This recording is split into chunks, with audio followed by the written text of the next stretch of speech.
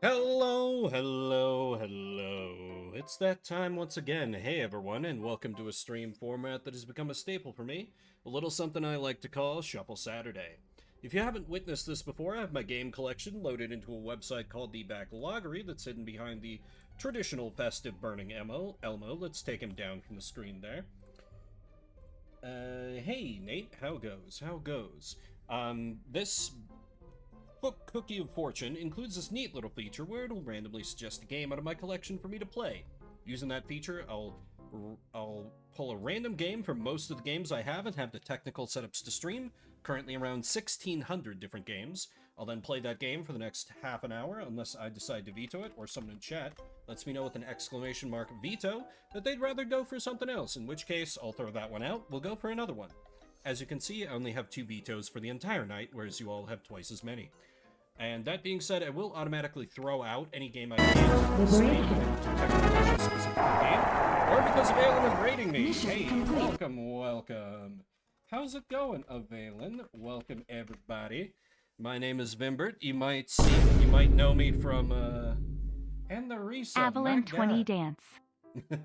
An excellent dance to you. Welcome, everybody. We are just getting a little something called Shuffle Saturday started, where I play a different random game every 30 minutes, and you can influence the RNG. As I was saying, I will, how did the rest of, Assassin's Creed Pirates go? I'm feeling off my game for whatever reason. This day has felt like 2 days for some reason. I think because I just woke up earlier than normal, so I'm in a little bit of a weird headspace, but welcome. Glad to have you here. But yes, if I can't get a game to work, quickly because I am setting these up on the fly, lost 200 bucks in gambling. That sounds about right. Ah, good old gambling. I love it.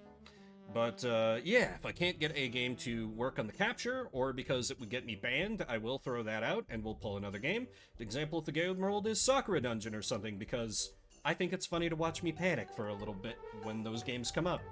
You can also use the veto command mid-game to stop it immediately, or use exclamation mark encore towards the end of the 30 minutes, which is now denoted by a nice little timer that I've added to the bottom of the screen, to let me know, you know what, I want to go for another 15 minutes, let's see more of this.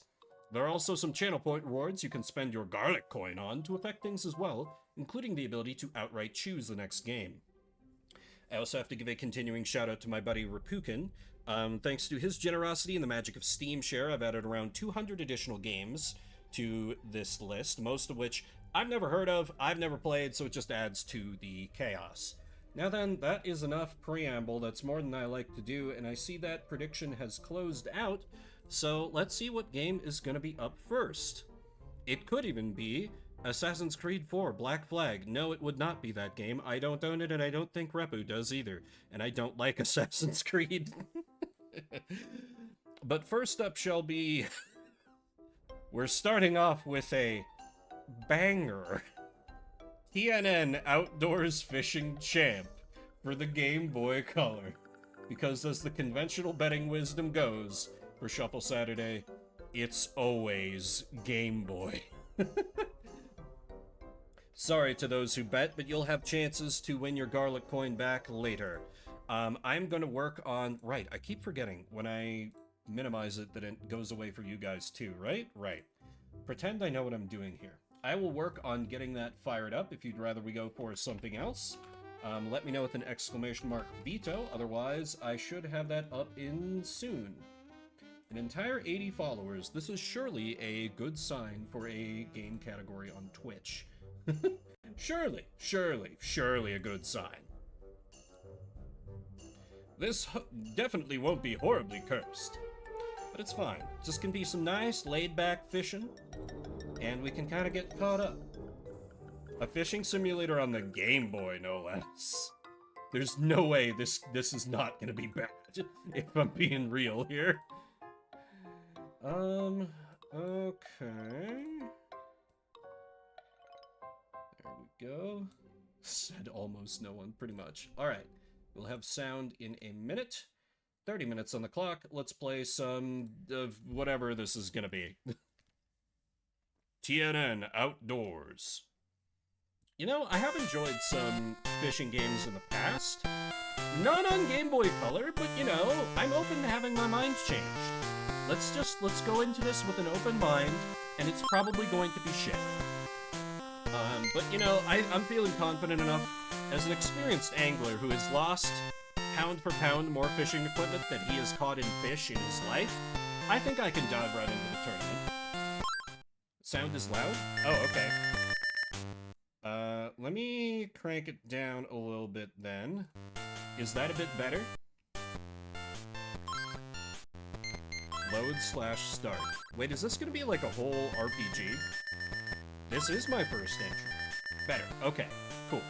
Please register your name on the entry card. I have 4, so I will just go for good old Vim.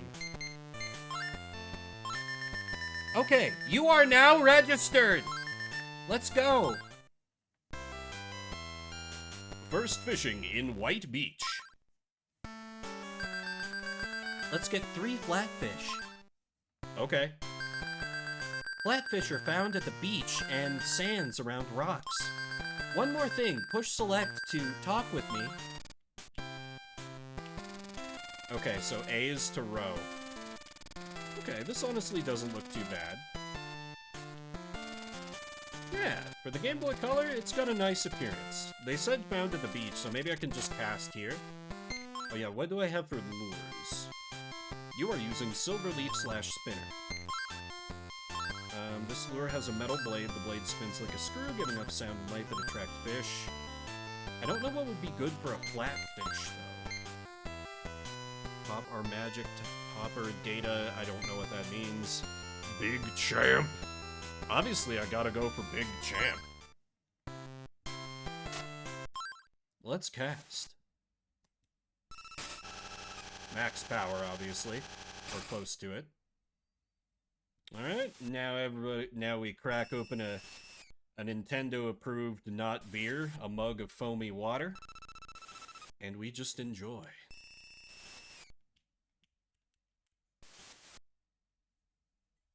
I do enjoy fishing, actually. I do it pretty rarely, but, one of the last couple times I went down to visit my brother, we took his boat out and fished, and we didn't catch a damn thing, but we had a great time just going out about the lake and just talking about whatever, drinking some, I don't even remember what they were, mediocre beers. The precursor to Bad Dragon. Yeah, they had to rebrand after the incident. They don't like to talk about it too much. You know, I'm starting to suspect that there may not be any fish here. But I hope everyone's weekend is off to a good start. Mine has been weirdly, like, productive. I got up early and,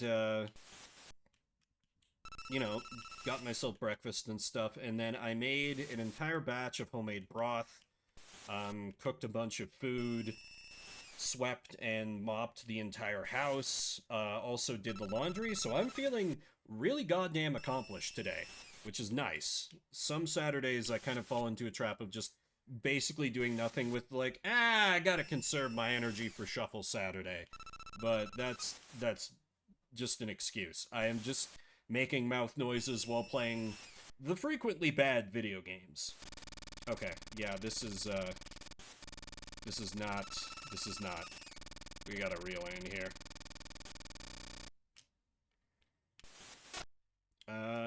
We gotta move. Maybe I should try looking for those rocks that they mentioned.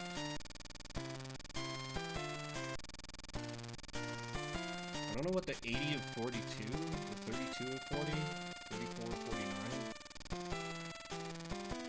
I mean, I'm gonna assume, like, I have some time to go out and find, like, a better spot. Oh! Okay. So, I gotta rely on the fish finder here. Come on, look at the shiny thing. You love the shiny thing. You love the shiny thing. Look, it's right there. It's easy. It would be a delicious, delicious meal. Just like the meal I made for myself. which was pretty basic, honestly, but it used some of the broth I just made to make like a kind of a one-pot pasta deal, which is, well, as the recipe is written, it's vegetarian. Or the way I usually make it, it's vegetarian, but it dropped in a little chicken bouillon, so I cheated a little bit there, but still mostly healthy. And so since it was made with my own broth, I was able to keep the salt down despite using some bouillon. I just had to add some water to it because, like, it was looking like it was going to not have enough water to boil all the pasta and maybe, like, stick and burn. So I was like, okay, let's just emergency dump some more water in here and then add a little bouillon to make up for diluting the flavor. And it seemed to work out pretty well.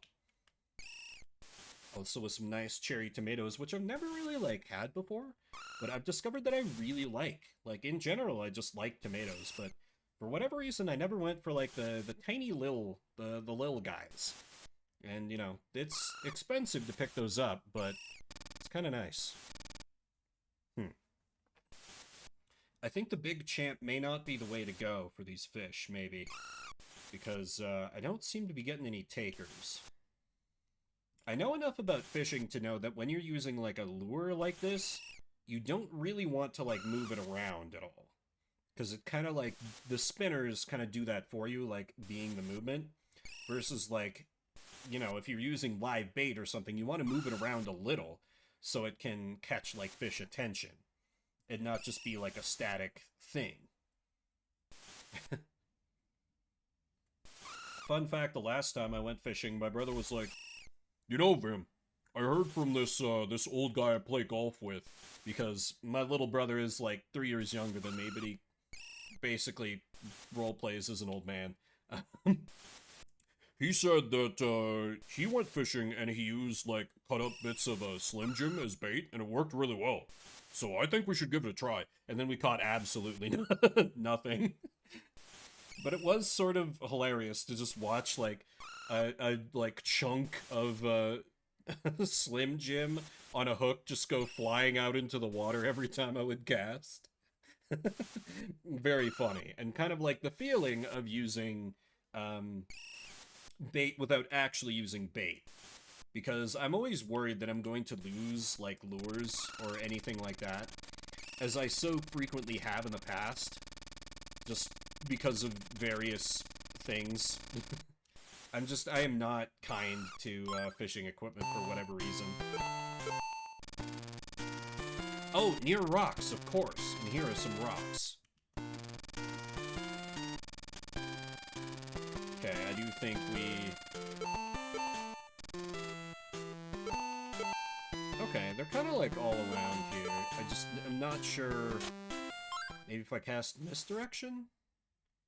They're, like, way out there, though. No, let me move a little closer to the rocks. And now cast? Yeah, okay. What? Why am I not casting?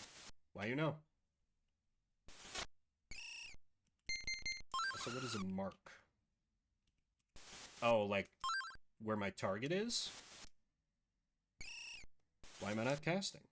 I was casting before. Qualification, 3 flat fish. Do I have to, like...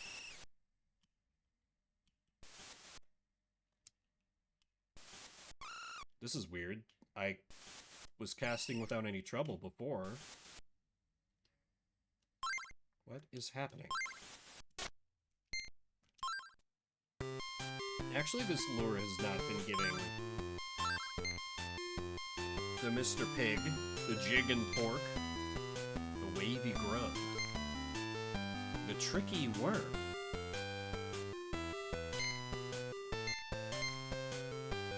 Oh, there's a second tray? Metallic. The anchor might mean it's good at catching, like, bottom feeders, and I assume that's what these flatfish are. So actually, that might be a good way to go here. Okay, I'm trying to, like... Okay, because I built up my power, and then just nothing. Do I have to... Oh! God damn it. I forgot I had to hold A and then, like, tap A after I'd charged up. Okay, come on. You're right there in the area. It's nice, it's beautiful, it's easy. It's right there. It's right there. Aren't you hungry, fish? Come on, what's the worst that could happen? All the cool fish are doing it. You don't want to be teased in your school, do you?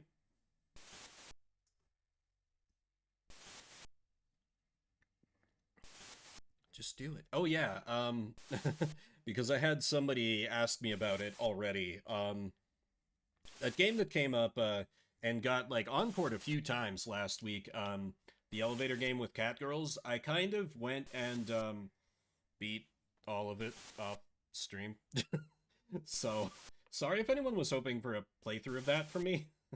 But I looked it up, saw the how long to beat wasn't that long, and like a lot of it is voice acted already, so I feel like I wouldn't be adding that much to it if I did a playthrough, because I'm not really like lending the voices and everything. But it was a good game. I enjoyed it quite a bit. Far more of like a point and click game than a visual novel, which caught me off guard at first.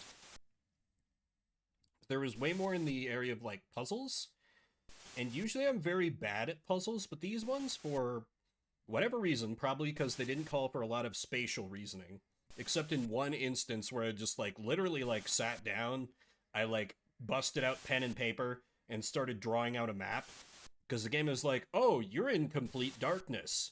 Here's just 4 arrows. Feel your way around, idiot. And I was like, okay, if I don't make a map, super old school RPG style, I will have no idea where I'm going.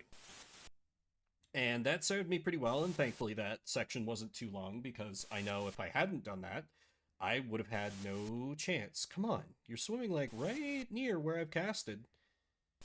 Come on. Come on, you flatfish. Can I, like, reel out? Come on. Come on. You know you want it. It's right there. You're in the area. Hot fish food in your area waiting for you. It's like catfishing, except just fishing. That got away from me the second it left my mouth. I'm not sure where I was going with that one. Also, normally I would complain about, like, there not being music, but for this, I think it's fine. Oh, okay. Never mind, for this is Shuffle Saturday, where we play games every 30 minutes or so, but you guys have the power to say, nope, nope, no more of this. So we shall move on from TNN Outdoors Fishing Champ. Yeah, I think that's fair. I think that's fair. It was like we were about halfway into the segment and I hadn't caught a single fish yet, which was not super promising. So, okay, I've marked off one of the vetoes, and let's get something hopefully better. Because that's the beauty of Shuffle Saturday. Sometimes it's just complete shit. And sometimes it's something we all love. Next will be 428 Shibuya Scramble on Steam. This is something I've played a couple times before. This was like the rookie cop and his like alcoholic partner who was kind of giving him a rough time, and there was something about like a kidnapping they were trying to resolve. I think I still have my save file, so I will just try and pick up from wherever I left off, and probably have forgotten where the story has gone. Do I need to download this game at all? I do. That's not that big. Let me make sure this download isn't going to take forever and a day. Why is that download speed so bad? I know I'm streaming, but maybe it just takes a minute to get up to speed here.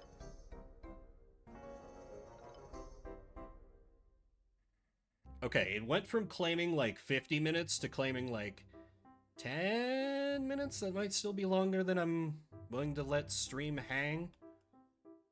Oh, okay, it's saying like... Oh, okay, it's saying like 3. That's probably fine. If it's just 3 minutes, that's fine. So, yeah, 428 Shibuya Scramble. It's one of those visual novels that I can lend the voice actings to. and despite me being out of sorts, I will do my damnedest to lend my crappy Swiss Army knife voice to the various characters. Maybe I can even remember which of my 6 voices I use for everything that I assigned to each character, because I think there had basically only been 2 so far, question mark? This game, I picked it up a while ago, and I kept meaning to get around to it on my own time, but for whatever reason I never have, because it's made by Spike Chunsoft, I think, or it might just be published by them. Hang on, let me make sure I'm not telling lies. Because I think it's made by, like, the same people as Danganronpa, which is not a flawless series of games, but games that I do enjoy, because they do some different things in the visual novel space with their, like, you know, whole solve mysteries with a gun, but the bullets are your words, which struck me as so weird. But, like, I was reading, this was back in the day when you could read Let's Plays. I was reading Let's Plays of it back when, like, we didn't have an official release over here and people had just fan-translated the PSP original. And they were like, hey, look, this game, we haven't got it over here yet. And so, you know, the Monokuma they referred to him as Mono Bear, because they were like, well, surely they wouldn't leave the Kuma on if they were going to translate this officially. Whoops. And the usual weirdness that happens with fan translations, where just you can't account for what localizers are going to do to preserve the original flavor versus, like, making absolutely sure it's understood. And it's always interesting to me, those little nuances and how things get changed. But it always makes me worry sometimes, like, I ran into this with Digimon Survive when I played it. That wasn't when I played on stream.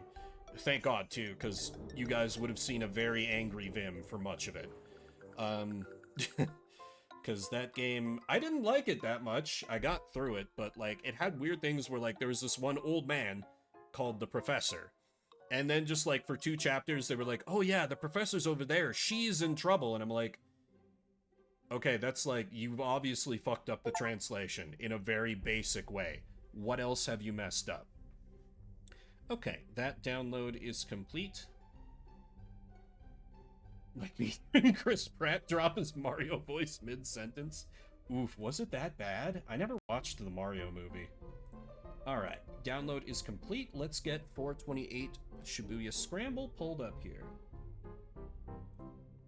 Yeah, I don't know. I have no particular strong feelings about the Mario movie, and it looks so much like a kids movie that I was like, eh.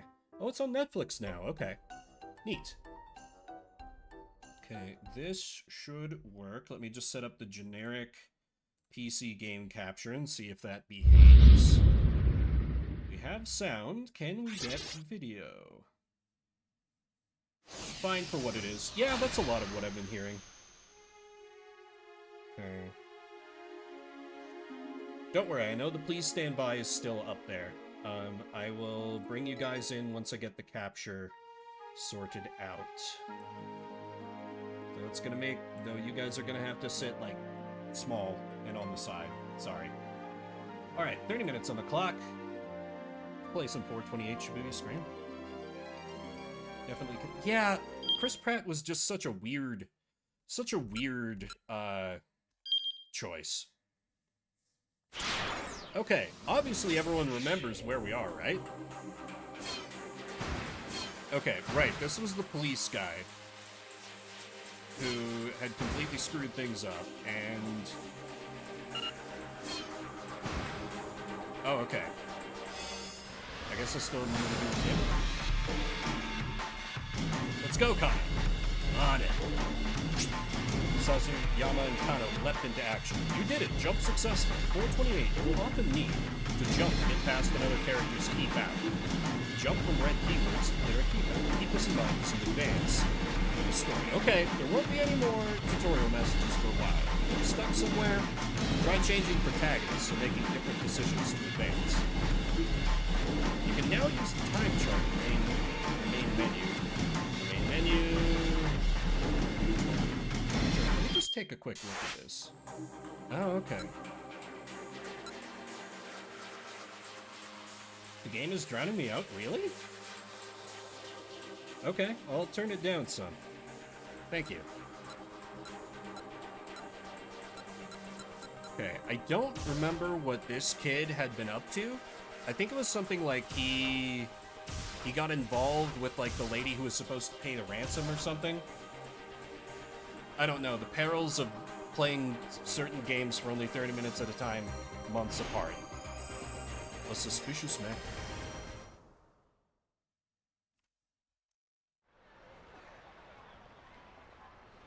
Oh, wait. Or did I need to... Yeah, I think I needed to... Yeah, jump to young man in a suit. Not enough of him. That's a shame. Whoa!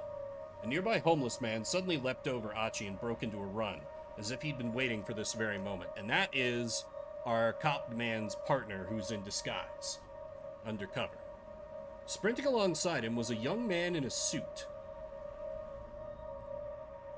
Then, seemingly from everywhere, a whole... Go back and reread sections you've already... Oops. No, I needed to...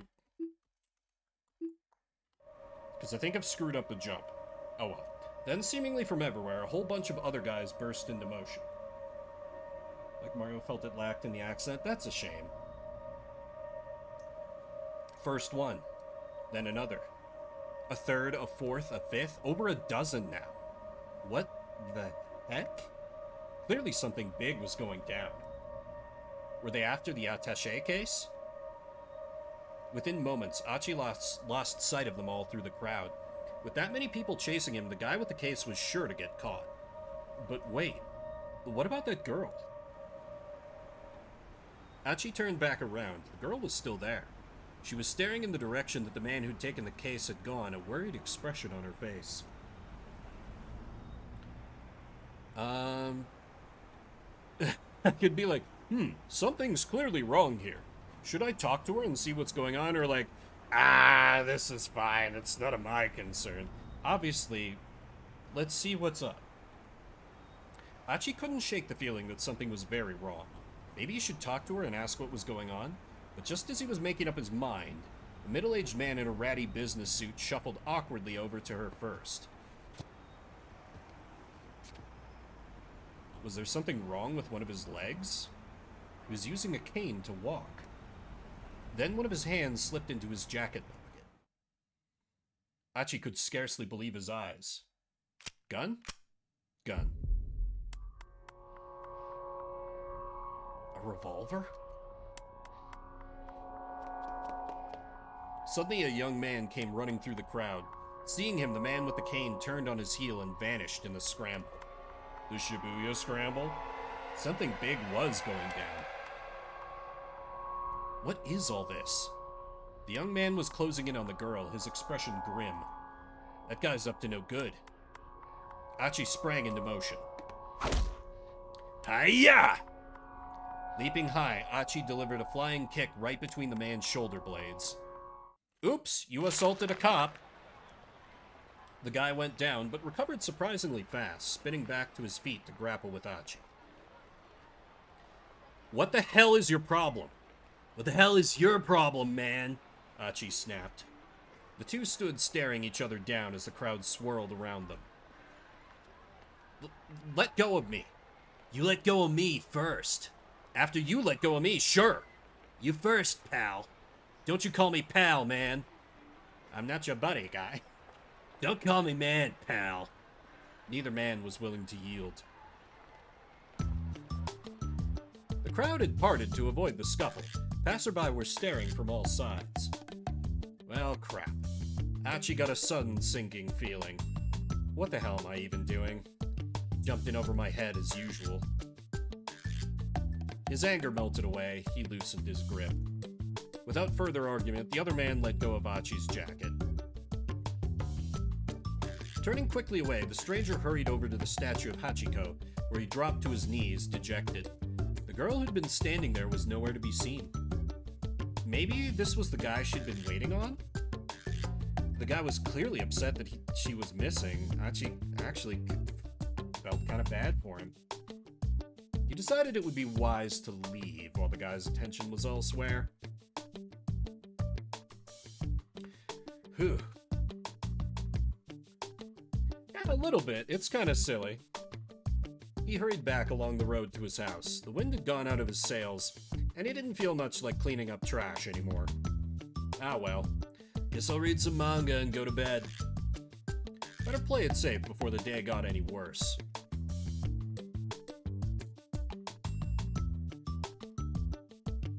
Bad end.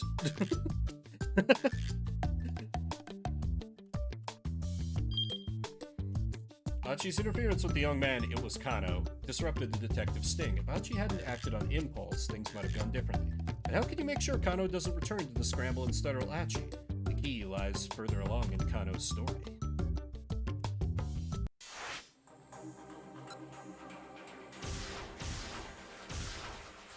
Okay then, so... But what if I just have him ignore this?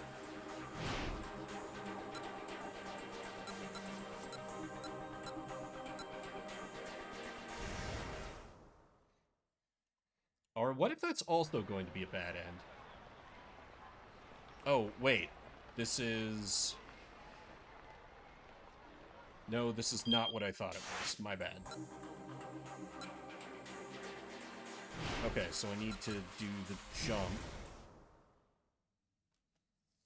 I'm already, like, losing track of where I am. So let's see. There should be, like, a fast forward.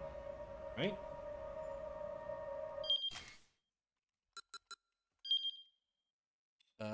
Read hold for speed up. Okay. Just dramatic zoom-ins. Really? This is the quickest speed up? Okay. I'll just gotta get back to... Okay. Still standing. She's like, oh, she looks worried. And instead we'll be like, probably be a mistake to intrude. They're probably shooting a film. Never mind that I don't see any cameras.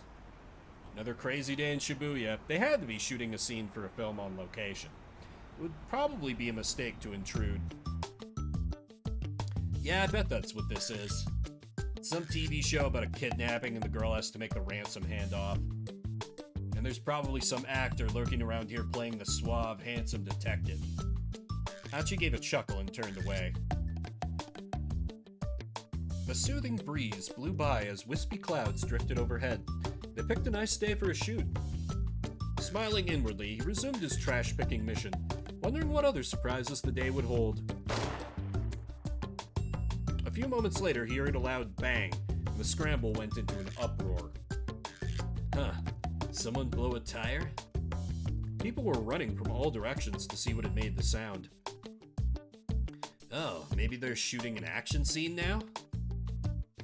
Hachi was a tad bit curious, but he strolled away from the scramble without looking back. Maybe he'd head out to Yatsuya today to stretch his legs a bit. It was best not to get distracted. There was trash that needed collecting.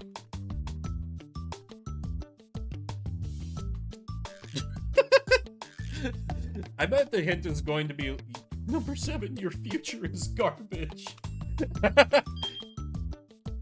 Hachi decided to go on collecting trash. He'll probably have a pretty uneventful day, which is all well and good for him, but the girl was actually in danger, as he'd have discovered if he had investigated further. He missed his chance to help her out.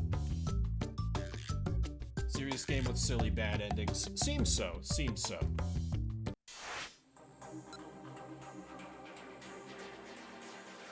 Okay, but if I pick the other choice, then it's just... So do I need to do... Do I need to go back to Kano's story? Yeah, I think so.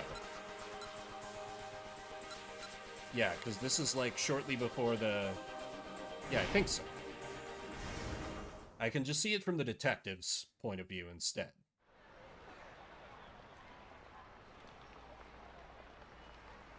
I suppose you could call it that. Kano gave a wry chuckle at his partner's lack of shame. There he is! Kuze's voice chirped suddenly through Kano's earpiece.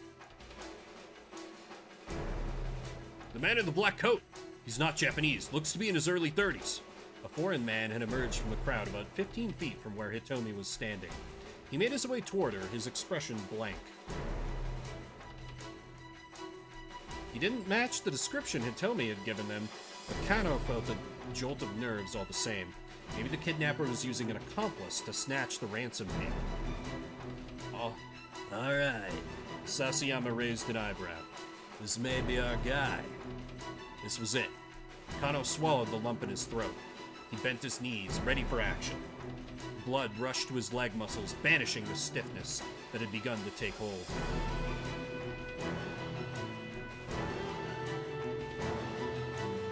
Was this the culprit? Or perhaps... The stranger took hold of the attaché case. It was him! En masse, the detectives began to close in.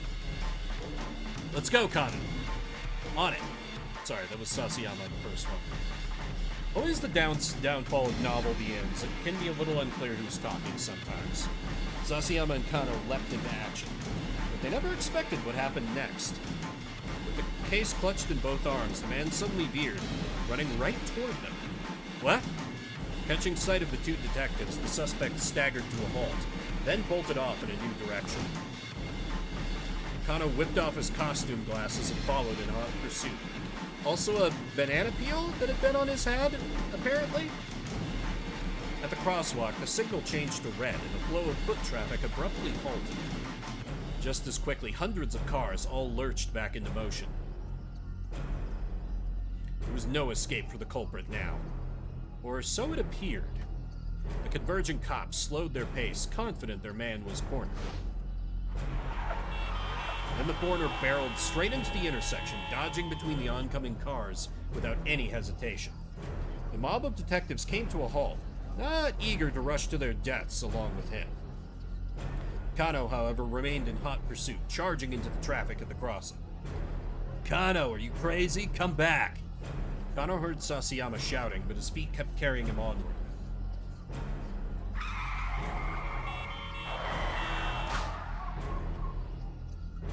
Did we get isekai'd?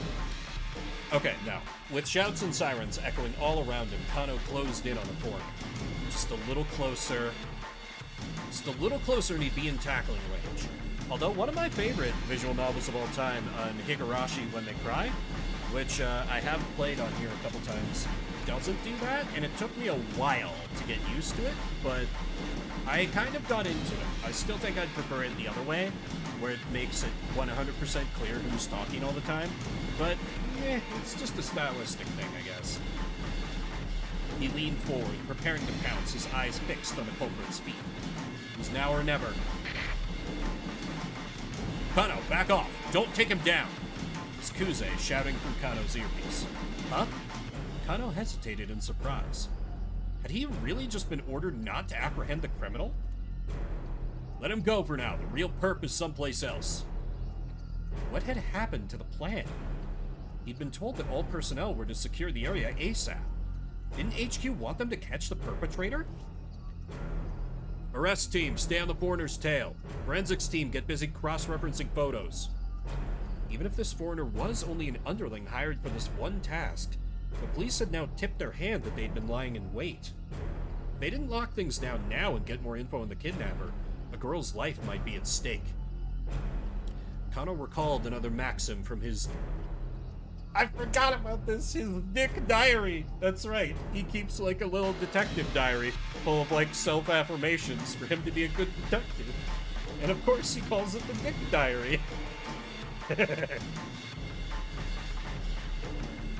Dick dictum number 12. Always assume a worst case scenario. Kuze had told them to let this guy go. That implied he was counting on the team that was now in position. But if the crook had planned a way to break through the police dragnet and escape with the ransom, and he succeeded, what was the right call here? Should he take this guy down or back off after all?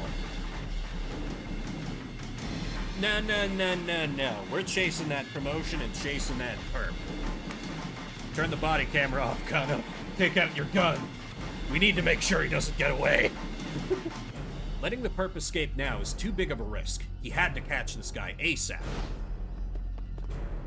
The man darted down a narrow alleyway. Kano ran faster. The man sprinted through the side streets.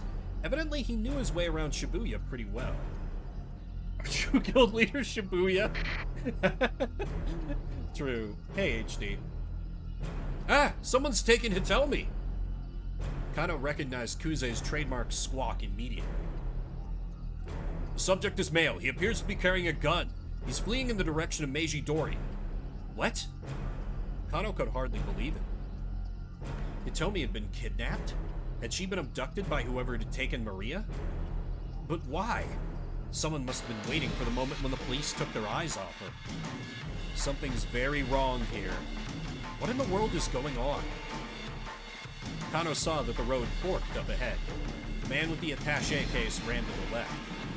If the man who'd taken Hitomi was heading toward Meiji Dori, there was a good chance he'd gone down one of the alleyways off to the right. Making a snap judgment, Kano told the detective behind him to follow the case snatcher. Oh, so someone else ignored orders and ran with us. That's convenient. Unless he's part of the arrest team. Then turned and headed down the nearest alley. After darting through the side streets, he spotted a different man, another foreigner, crossing an intersection a few dozen meters ahead. How many is that in freedom units? The man was dressed in black, just like the guy who'd grabbed the ransom money. Kuze's right, the kidnapper wasn't acting alone. But wait, something was amiss. Hitomi isn't with him. Where was she? Kano skidded around the corner, then stopped short. The man in black was standing there, pointing a gun right at him. Before Kano could react, the man fired. Ooh, what you say? Oh, I don't know why I feel the need to meme. Kano felt hot all over, as if he were on fire. All except for his cheek, pressed against the asphalt, and the palms of his hands, they felt so cold. There was nothing he could do. Nothing, that is, except lie there and watch as his killer turned and walked away.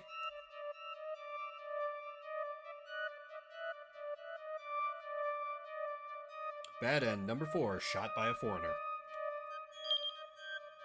trying to find the man who'd taken Hitomi, Kano ran into a different criminal. Unfortunately for him, he got shot. If the criminal hadn't been able to get near Hitomi, she probably wouldn't have been taken. But Achi made the choice to talk to Hitomi at 10:35. That makes sense. Okay, so now 10:35, that's... Yeah, because now the future is garbage. I wonder if OBS fucked with my sound settings, because it does look like my microphone levels are a little lower than normal. Do I sound different at all to you guys? It is a little bit similar vibes. I get it.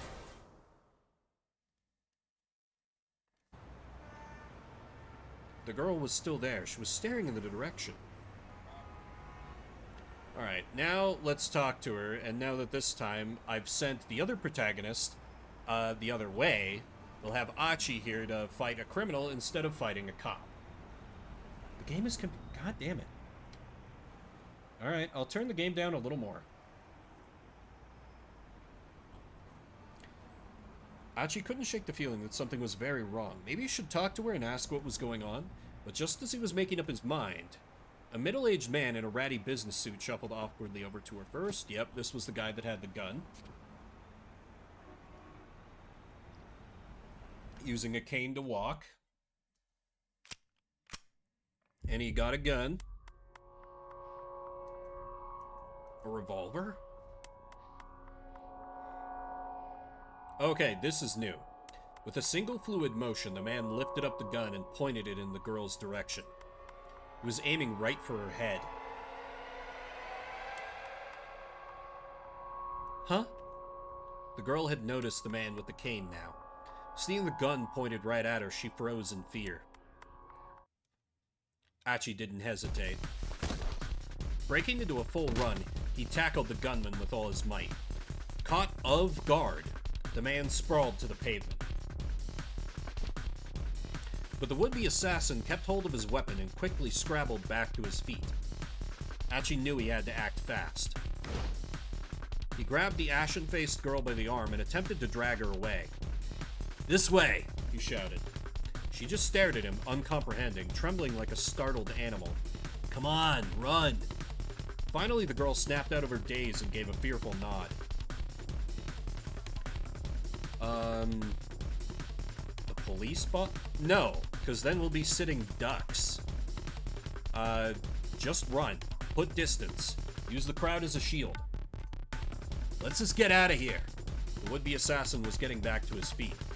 Achi grabbed the girl by the hand. The nice thing about just trying to escape from someone using a revolver is that, as far as handguns go, I don't think a revolver has that crazy of an effective range. So if you can get a decent sprint off, you might have a chance. I'm not that knowledgeable about guns, though, so that could be bullshit. Run! Without so much as a backward glance, he led her beneath the railway overpass for the Yamano line. They needed to get as far away as possible, fast. Their best bet was to head toward the east side of the station. It was less crowded there, it would be easier to run. It'll also be easier for them to be found again. Don't worry, you can trust me. Dragging the hesitant girl behind him, he took off through the crowd. Suddenly it dawned on him that he still held the trash bag in his other hand. You know, this thing's gonna be a real pain in my ass. Achi paused just long enough to toss the trash into a garbage bin as they passed by a park, then took off again. Someone shouted from behind. Yeah, the VN's got really nice music, which I think is important. Some VNs like really skimp on the music, and that's a mistake. The sound is such an important part of the presentation for a visual novel. Way more so than like most video games. Stop right there! Achi looked back in alarm to see a stranger charging after them. It's one of the guys from the crowd who had run after the attaché case snatcher. You gotta be kidding me, now he's chasing us? Whoever he was young and fit and gaining fast. Realizing the girl could never outrun this guy, Achi stopped abruptly. Shielding her behind him, he turned to face the stranger.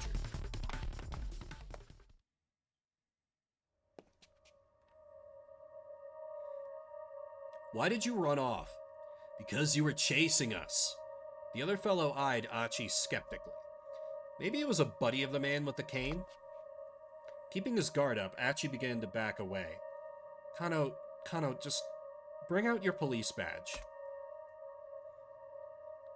Look, just let the girl go. The guy was acting like he knew her. Achi glanced back, but the girl only shook her head, wide-eyed. The other man's posture shifted, preparing to lunge. But as Achi braced himself for a scuffle, something came crashing down upon the stranger's head. Ah! His eyes wobbled and spun in their sockets, and he collapsed in a heap on the ground. And there, standing behind him,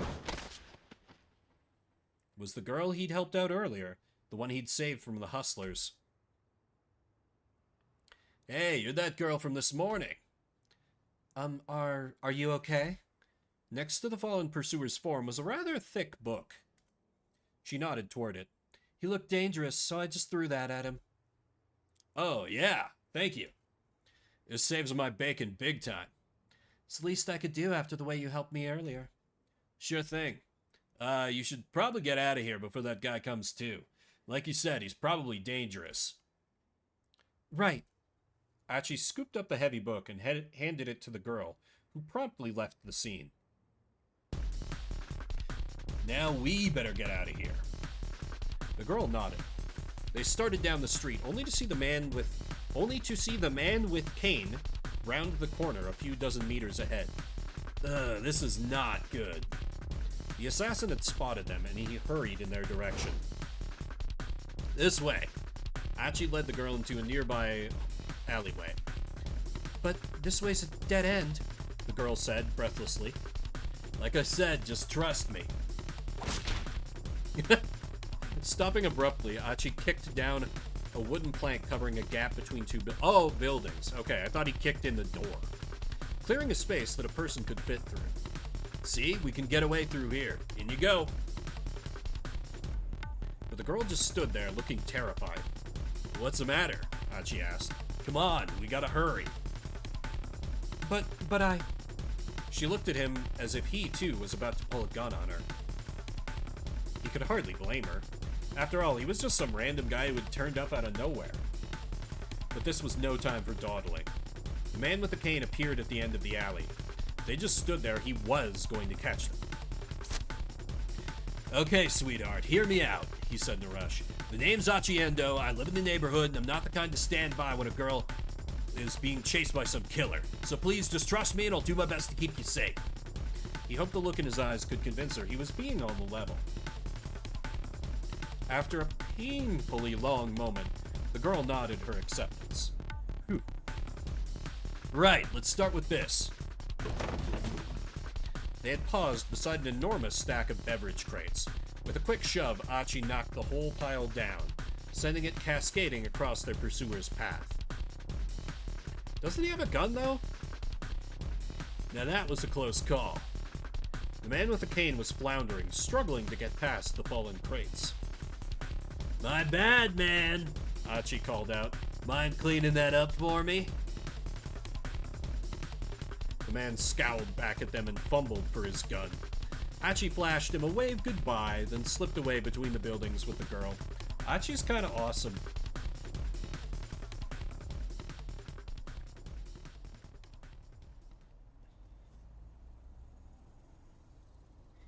Log lady? What are we, Twin Peaks now? Hurrying down a narrow alley, they emerged onto a side street lined with dive bars and clubs. My kind of neighborhood. Assuming the man with the cane hadn't given up, he would probably lie in wait on the path back to the main road. Achi decided their best bet was to try to stay inconspicuous, rather than risk getting caught on the move. Guess we can lie low here for a bit, he said. He led the girl to the entrance of a tiny old hostess club. She followed him reluctantly.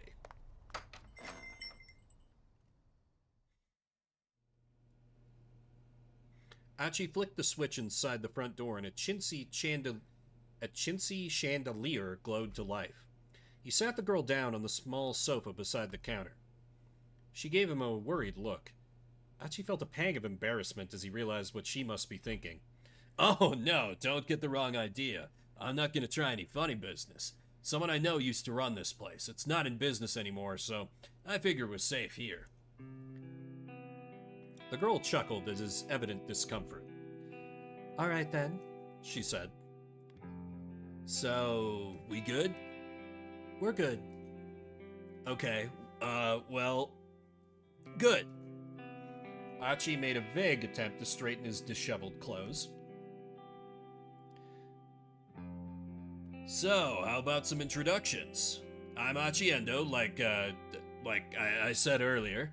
You can just call me Achi. I'm Hitomi Isawa. You can call me Hitomi, I guess. With each new word out of Hitomi's mouth, Achi felt his heart sing. She was charming, personable, just about everything about her was captivating. Achi had never met another girl like her. Achi? What? Is something the matter? You were spacing out there for a bit. Achi shook his head to dispel his daze.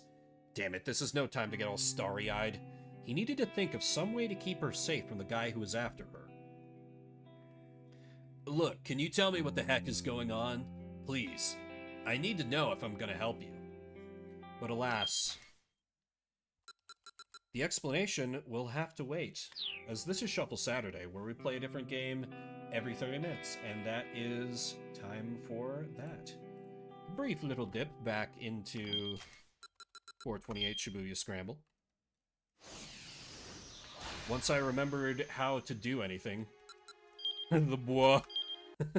I always think it was bois, but plenty of other people think it just... I mean, the other thing I think of is just a Hank Hill, like a whoa. Definitely was a choice with the localization. If you just came in, I'm now going to pull another random game from around 1,600 different games I got loaded into this fortune cookie here in the back loggery. And we're going to play that for the next 30 minutes. If you don't like what comes up, you can hit me with an exclamation mark veto, and we will do something else. Are you actually going to, HD? I'll give you a moment. Okay. So next up for Shuffle Saturday will be that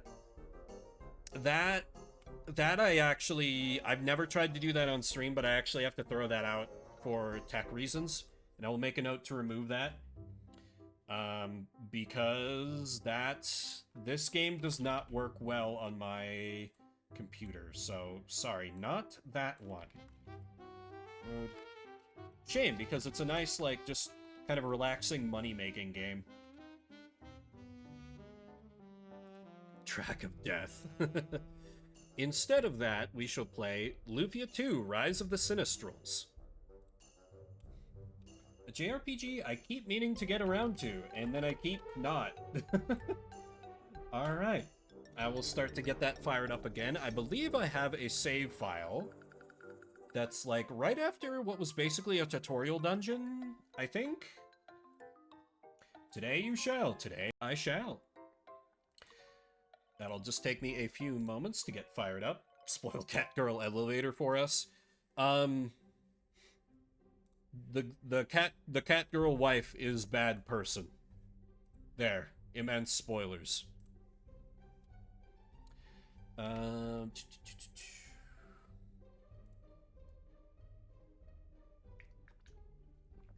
know.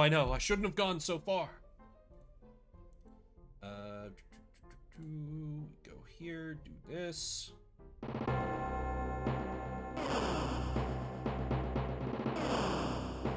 We have sound. We have picture. Should be good to make that a little bigger. Yeah. Let's set the timer up. Cancel it. Alright, 30 minutes on the clock. Let's play some Lufia 2. Game's a bit hot? Okay. Why is everything drowning me out today? I swear, OBS fucked with my sound settings. They all look the same, but...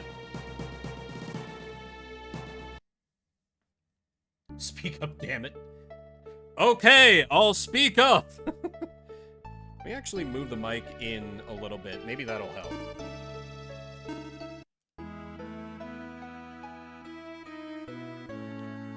Alright, I do not remember what I was supposed to be doing. Monsters... Right. Monsters are doing bad thing in North Cave, and I need to do something about it. Because I'm a monster hunter, I guess. The Cave to Sundleton. Oh, that's right. I have Zelda-esque, like, bush-slashing powers. The young woman went inside alone. I tried to stop her, but she wouldn't listen. Heh phrasing. Yeah, the mic was at a slightly different angle, so that could be part of it. She seemed different from the other women I know. Felt like I shouldn't stop her, you know? I'm sure everything will work out fine. Oh, that's not an enemy. I assumed I would just fight a lizard there.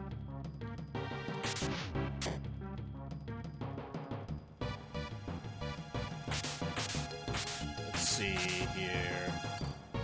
There's gotta be a way to access that somehow. Speaking of games with great music, we're just continuing that trend. Chop to the mushroom. A truly heroic feat. No, it's definitely gotta be a Dragon Quest, right? Push against the darkness, your path will reveal itself. Absolutely. It is a push against the darkness, your path will reveal itself. Alright, what else we got in here?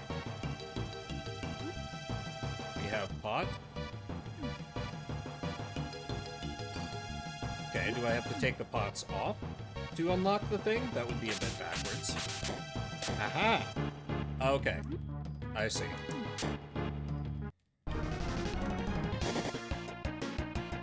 Ambushed!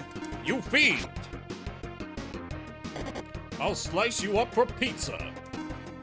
Now, do I have magic? I do not. Do I have... Oh yeah, I've got a bunch of potions. Okay, it's fine. Okay. Okay, and the random encounters are dropping potions. It's fine. I'll still probably... I assume the lady that went in alone is probably going to be the first party member. So, I don't think I'm going to stress too much about making sure I fight things here. Okay, this area is useless to me, apparently. Hey, same. I have a few friends, like Hugh and the original Six, who both swear by this game and its greatness. And, like, the bit of it that I've played on Shuffle, it seems really interesting. I know Lufia and Lufia 2 are both pretty well regarded, though I think mostly this one. And I am kind of like, I do need another game to play for off-stream that's not World of Warcraft. I was thinking about making it, crap, what's the name of that game? I'll potion after this fight, it's fine.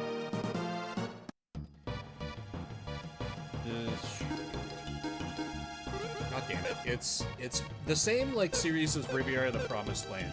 Yggdra Union, that's the one. They really did.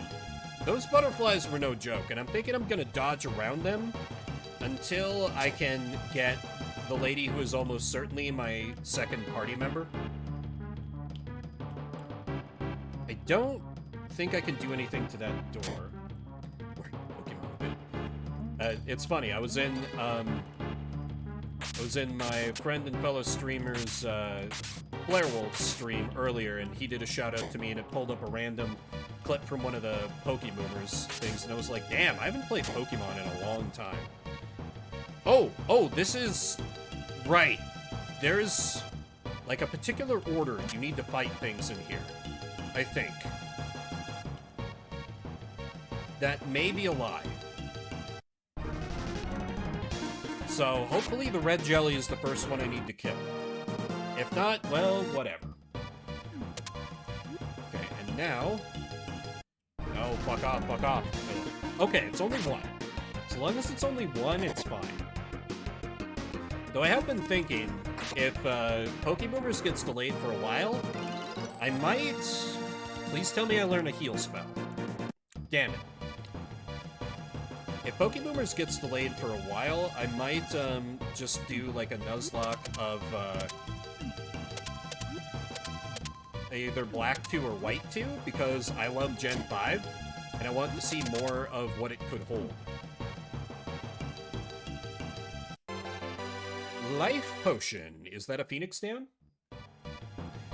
Well, there's some stuff going on behind the scenes that's been delaying it.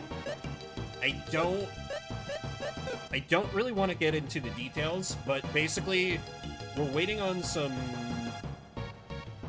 There's some forces outside of our control that aren't letting us start it up as of yet. So, like, he was basically, he said publicly a few times, he's done with streaming once he does this next season of Pokeboomers. And that's why Valen and I have just been doing other stuff. So, that's why you've been getting a few shorter, like, series, like Reciteer, and, like, Inscription is gonna be just to basically fill the gaps. And honestly, I don't know, I didn't like Gen 6, so I am afraid for what Gen 7 is gonna be like, Nuzlocking through it semi-blind.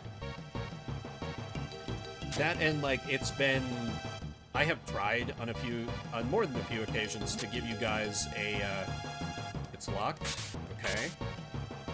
Where could the key be? Perhaps held by these mushrooms. But with my current job being what it is, it's been borderline impossible for me to stream on weeknights, and I basically have to do that for Pokemon, so I'm dreading it a little bit in that sense. Because it'll be good to, like... I don't want to say it's good to force myself to stream on weeknights and make it work, but Like, there are definitely some times where I could just, I don't know. You guys know, I like to stick to my schedule. It bothers me if I'm not on my schedule, but I also never want to stream if I feel like I'm going to be in, like, a bad mood or just give you guys a bad experience. And I feel like there have definitely been a couple times with Pokeboomers where I've ended up kind of doing that. And I'm just concerned that we might end up doing that if I can't, like, basically get a promotion, because it's pretty soon I'll be eligible to apply for a promotion at my day job, which would be a lot less strain on my voice and, like, less emotional labor than the stuff I've been doing. So that would be a lot more conducive to me streaming more. And just be kind of better for my quality of life on the whole. So I'm hoping I can get that going soon, but it's of course dependent on the organization having those upper roles available. And I think they should soon, because some of the particular roles I want to... Oh! The lizards are enemies. That I want to move up to, like, just... We have had to wait on these other departments, and they're taking so long to do literally anything where I'm like, you guys have to be short-staffed, right? And there's another, like, there's another group of trainees for the job I'm doing that's supposed to be joining staff permanently, like, next month. So I'm figuring, my hope is that when those trainees start, they'll be like, hey, anybody want to move up to the next rank? And I'll be like, yes, me please. But we shall see. Okay, basic block pushing puzzle. Let me focus on... Ah, okay. I do appreciate a JRPG with a little more involved to its puzzles. Like, you know, block puzzles are not anything hugely fresh or inspiring, but, like, hey, it's something. For the first dungeon, like, it's a lot better than just, like, a just random maze filled with random encounters. And, like, it's a game on the SNES where you have visible encounters on the overworld. It did Dragon Quest until the 3DS to do that, for God's sake. I mean, Dragon Quest is an unfair example, because I love that series, but boy howdy does it stick to its traditional guns. That's part of what makes it good, but it can be a detriment at times as well. Okay, surely this will lead to good things, yes? Those look like a new enemy type that I will probably not enjoy fighting. Took HR ages. Yeah, I fear it could be like that with my organization. Time will tell, I suppose. Power Potion. Is that a permanent attack increase? Yes, that boosts strength. Okay, so Life Potion probably boosts max HP. I think I will save that until I get a squishier, like, mage type, because the main character here seems to be just like a fight people sort of dude. With some magic on the side. I wonder, will I fight both groups? Or fight them both in a row?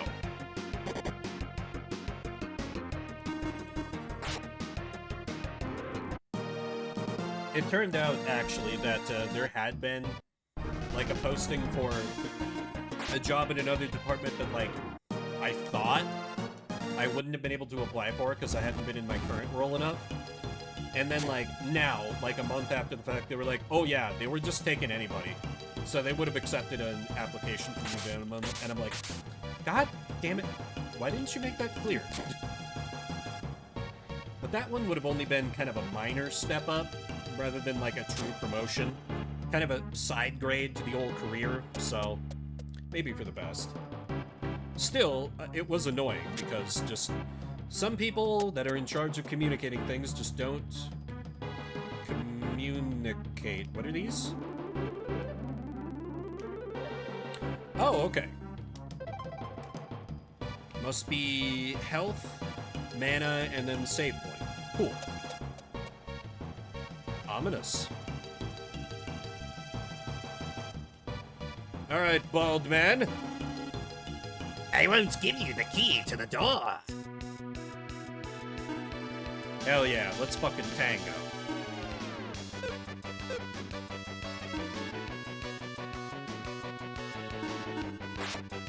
Bring it on, lizard man.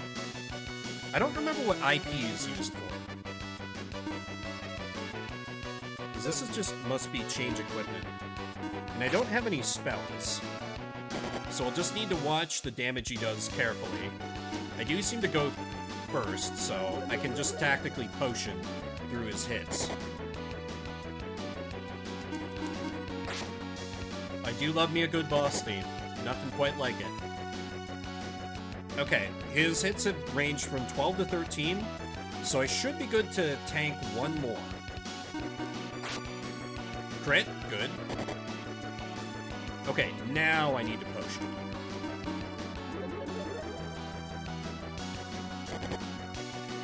Initiative points? Maybe. I assumed it was like some kind of limit break thing. I don't have anything new showing up in my spell list, though. This is change equipment.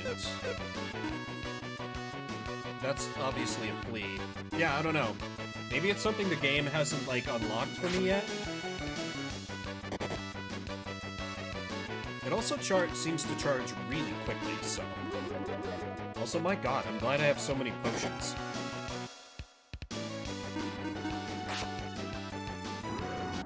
Got it!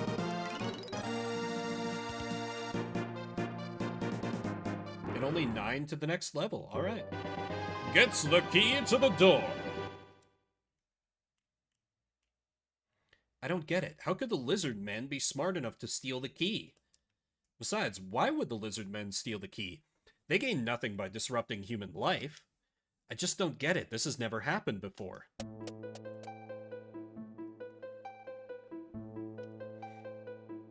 Hello.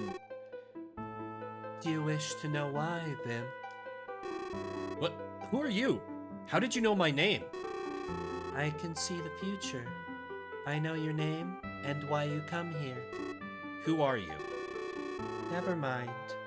Don't you want to know why monsters are smarter in attacking humans? Do you know why? Are you aware of the ball of red light that appeared a couple of days ago? Yes.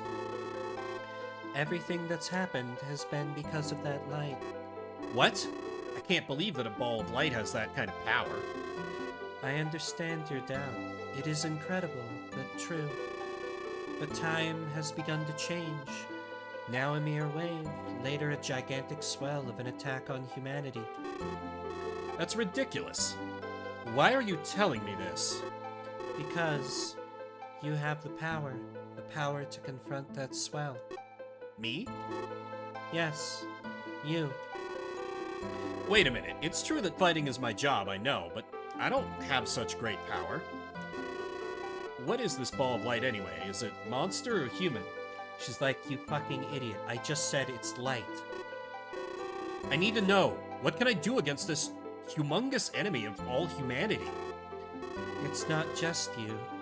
There are others in this world who can confront this evil power. You're destined to go on a journey to meet those people and fight against evil. A journey to fight? Metal Gear?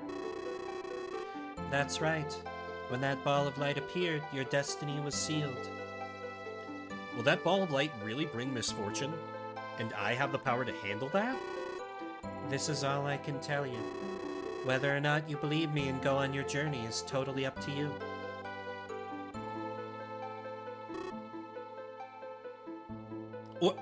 Wait! My name is Iris. I am here to ascertain your future. If you go, we may meet again. Okay, not my first party member, apparently.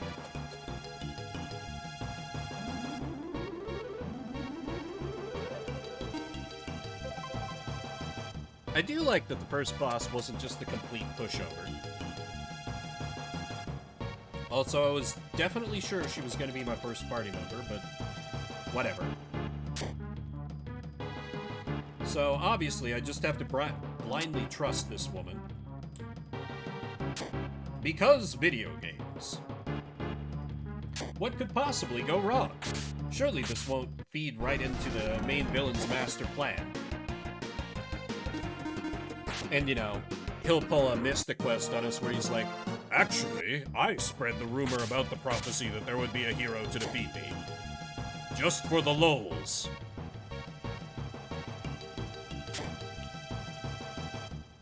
Not a great game, Mystic Quest, but it did do that.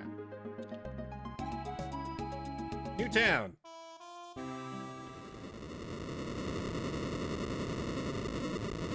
That seems bad.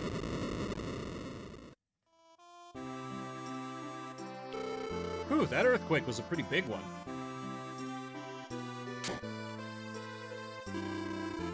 The Granny's Spell Shop.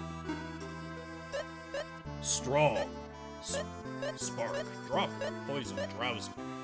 Okay, it's like the OG Final Fantasy. Well, Strong sounds like a good... Strong might be like a heal spell, maybe? So, sure. Let me take that. I was probably supposed to do that. Yep, Strong is a heal spell. Definitely, probably was meant to do that before I fought the first boss. Oops. Oh well.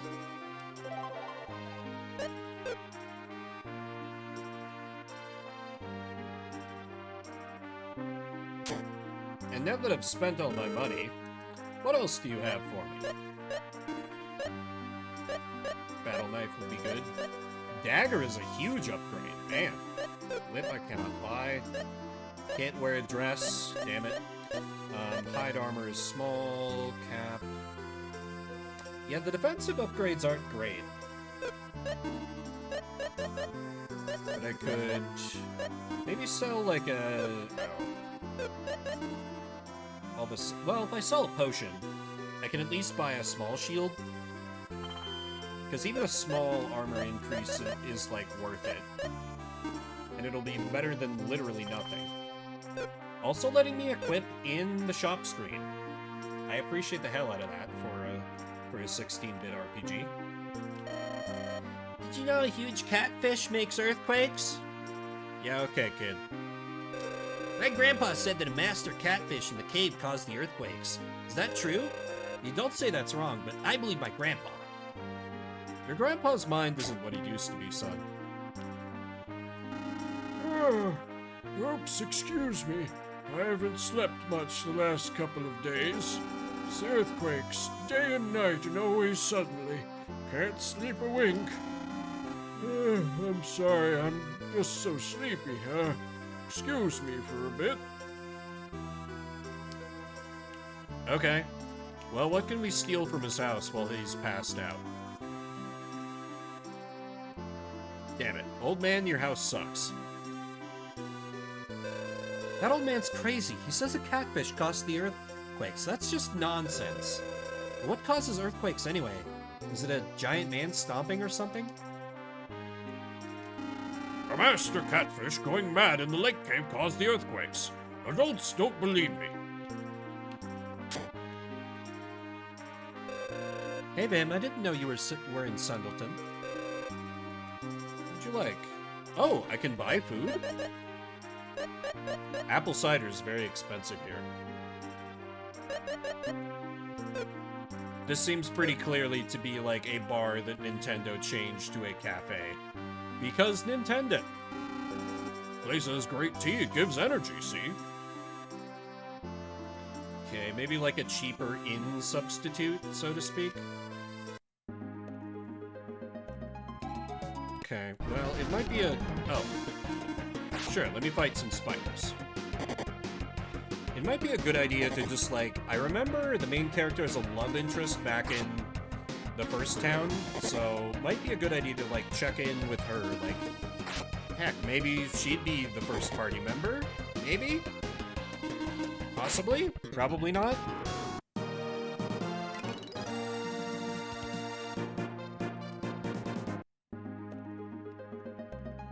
Party member would be nice. I do appreciate a JRPG that gives you a little time to have just the main character in your team. But, you know, kind of nice to have someone else to soak up the hits. You met that woman, huh? What did you think of her? Didn't you feel she was different? Sure, I guess.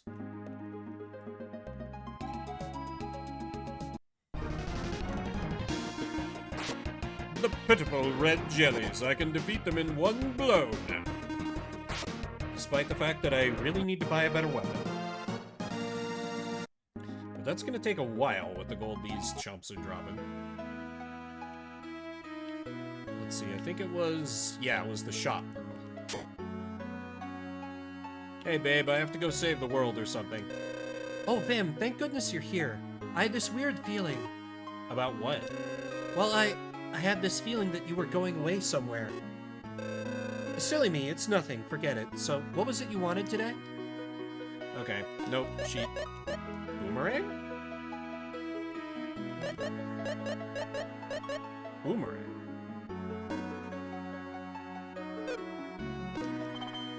Sure. Is that equipment? No.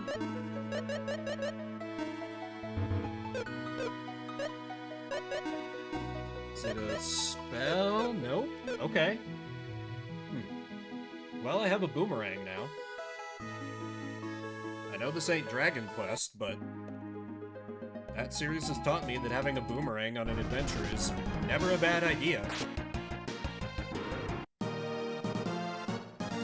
Yeah, sure thing, Repu.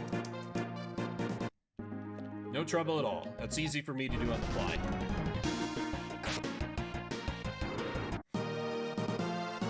The trucking calls to me. Fair enough, man. Alright, that won't, for everyone else, that's just gonna take about, that'll take Repu's Steam games off of the list. That's about 200 less games, but not to worry, that's still 1,400 games that I've got myself. So there's plenty of randomness here, just, probably a little more likely that we will have, the old Nintendo stuff. Really? At a soba restaurant? That's an interesting career change. Huh. Do you know about capsule monsters? No. I said no. They're friendly monsters who join you in battle and help you win. People say up to 7 capsule monsters will join you in your journey. Here there's a capsule monster called Fumi in the woods around here. Came here to find that capsule monster, but it's very hard. Fumi Woods is north between Sundleton and Ellen's Kingdom. I wonder where exactly. Okay. Still, there's like, it's always interesting to see people who had been like involved in video games or anime that have like just completely moved out of both industries. Like, the guy who did the original English voice for Domon Kashu from G Gundam, I hear he became a doctor. And rather than sticking with voice acting, I'm like, huh. Can't fault anyone for wanting to go into that line of work instead. Okay, that raised the... oh, right, I build the bridge. Yep. Okay, so obviously I do something about the earthquakes. Because random town I just rolled into has a problem. By JRPG logic, I should go to solve it immediately. Might not be a bad idea to try and pick up that capsule monster, too. Actually, that would give me a little extra muscle for the dungeon. Huh. That's a shame. That's a shame. Luffy as a whole kind of got overshadowed by its contemporaries, it seemed. Actually got recommended. I didn't watch it, but there was a YouTube essay about, like, how Luffy just kind of got overshadowed by other games coming out around the time, but in the 16-bit era, there were just so many amazing JRPGs coming out just all the time. From, like, AAA devs. To the point where, like... I don't know, it was good eating as an RPG fan, but, like... what was the point of that? You had one? Okay, whatever, game. What? Okay. What are those bats, metal slimes or something?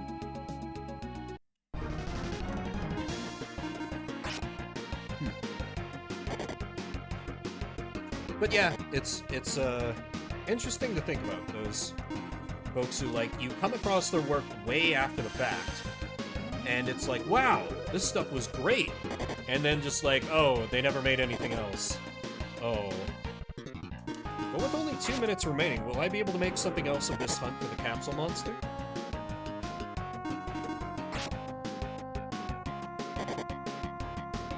Still, hard to fault anyone if, like, if it seemed like one line of work wasn't going anywhere. Trying to move on and do something different. I always feared the bridge would fall, and it did. With so many earthquakes, we can't fix it. Okay, literal broken bridge situation. Gotcha. Said it's to the north. Okay, it's probably past that shrine. That's fine. I'll just focus on... Well, I was going to say I was focused on the dungeon, but... About to be defeated by the clock here. Alas, and alack. This game is rad, though. I... Very seriously considering playing its, I don't know, I guess I could make it a series at some point, maybe. I just always worry about, like, a full RPG, like, that might be too much grinding without the added appeal of, like a Nuzlocke, like I do for Pokéboomers, where there's, like, a twist to it.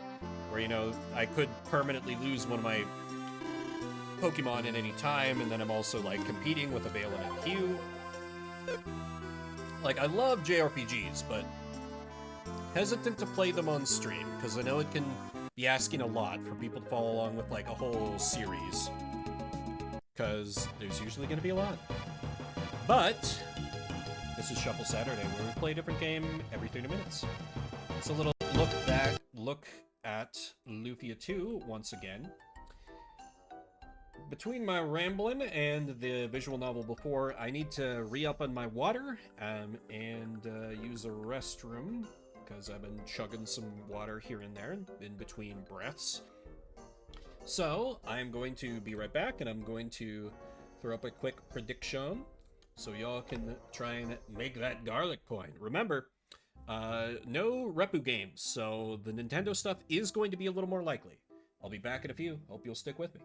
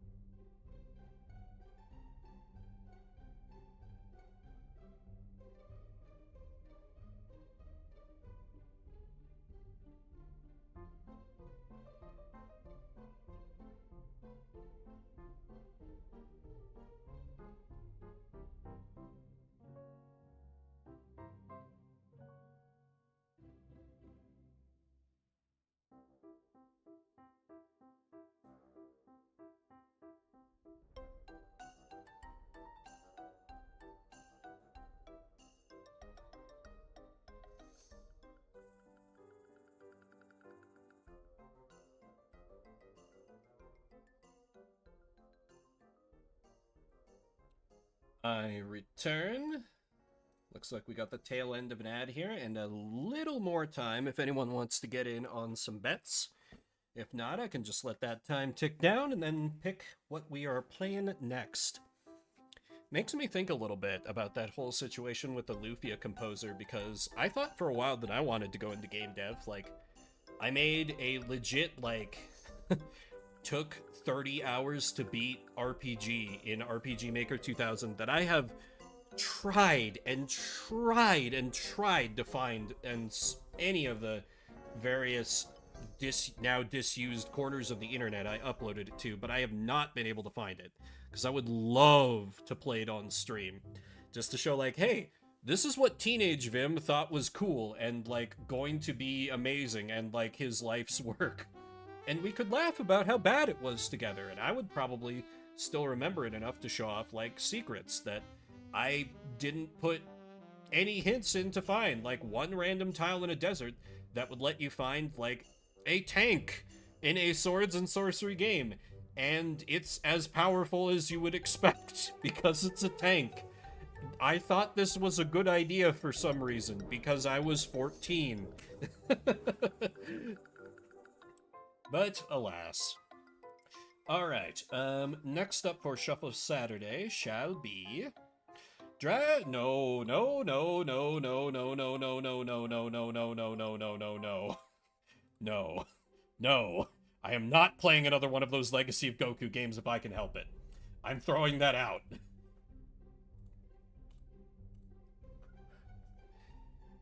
Yes, Mr. Rimbear, you must. No, this is why I give myself vetoes. I'm not, oh god. Ugh. Sack upset, no Goku. Listen, I played one of those games, and it was one of the worst half-hour times I've ever had on Shuffle Saturday. So, sorry. How do I unveto? You unveto with points, Repu. It's actually good, is it? Is it, Repu? I will rescind my veto if you insist that it's actually good.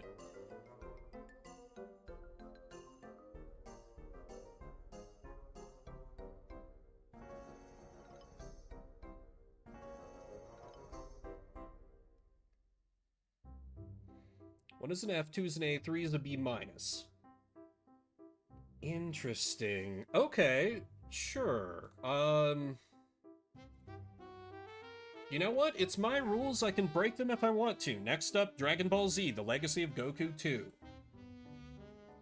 It would be really funny that after, like, hemming and hawing over this, if someone vetoed it. Legacy of Goku 2. Rule breaking, let's go. Yeah. Every once in a while, I do some rule breaking. We do some cheating around here. It has a run button. That alone is a massive get over that piece of shit that was the original game. Okay. Legacy of Goku 2...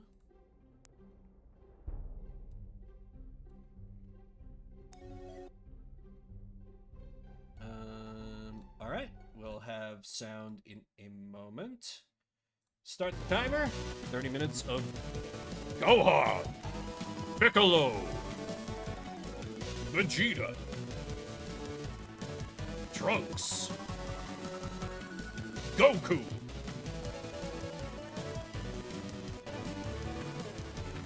Dragon Ball Z, The Legacy of Goku 2. This is GBA graphics, yeah. See if there's anything. Text speed to maximum, please. I'm gonna tick up the music volume a bit. Let me know if I'm getting drowned out.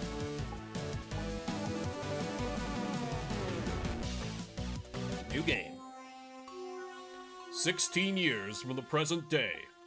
Two androids with strength beyond comprehension appeared from out of nowhere. One by one, the heroes of Earth were destroyed. It is the beginning of a new era on Earth. Right, Android 13 and the other one. The one that Krillin marries and then the other one. An era of darkness. Please slowly walk towards the camera and, like, get bigger as the perspective switches. Damn. Trunks and Gohan are the last surviving descendants of a powerful alien race of warriors called the Saiyans. They may be the last hope for Earth. Outside Peppertown.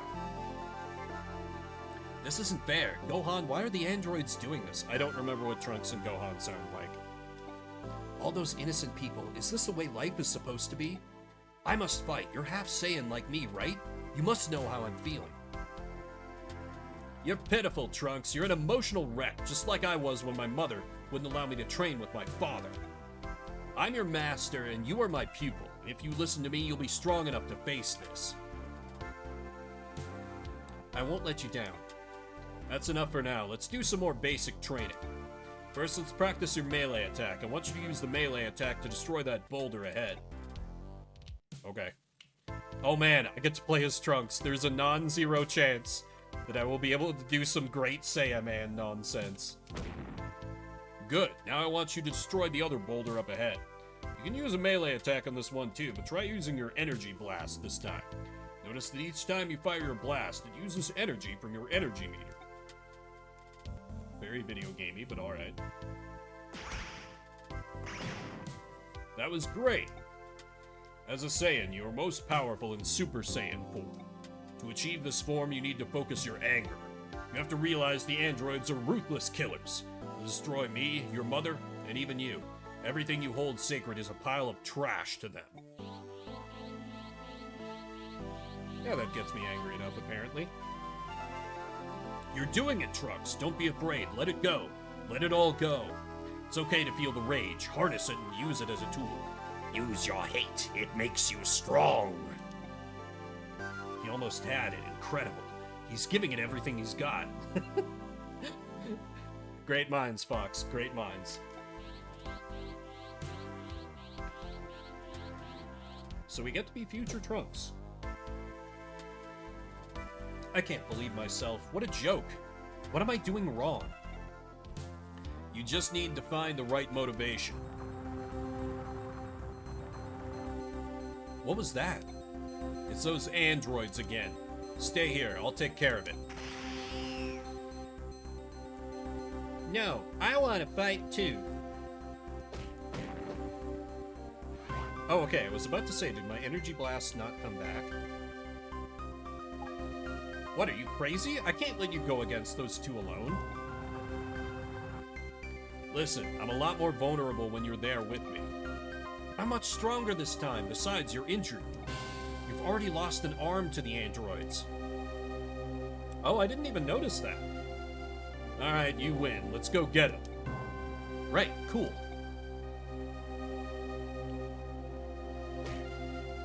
And he just clocks me. Sorry about that, Trunks. This is my battle for now. You're not quite ready yet.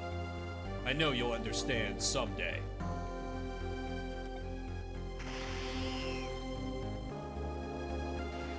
And he was never seen again.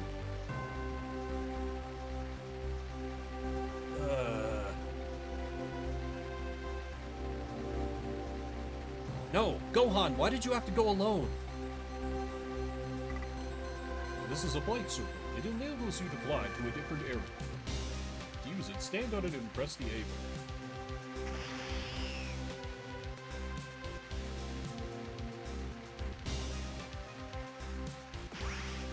Okay, what is... how do run? Oh, okay, double tap. Makes sense.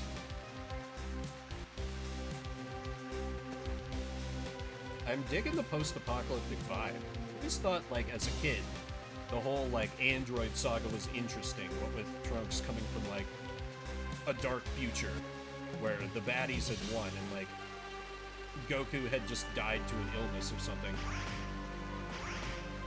So it's pretty cool that this game just lets you play with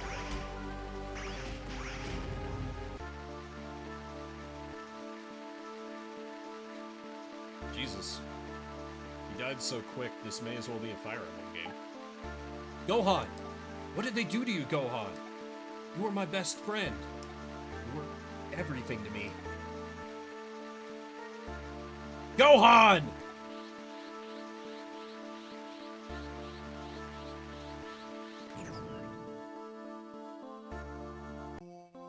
Present-day Earth.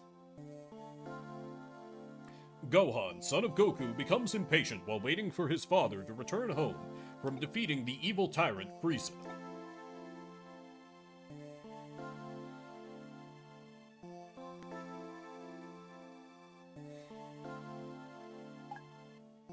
What's the deal deal, Mom? Where is Dad? Isn't it about time he returned? I miss him so much. I know, honey. I miss him too. Now you be a good boy and finish your studying.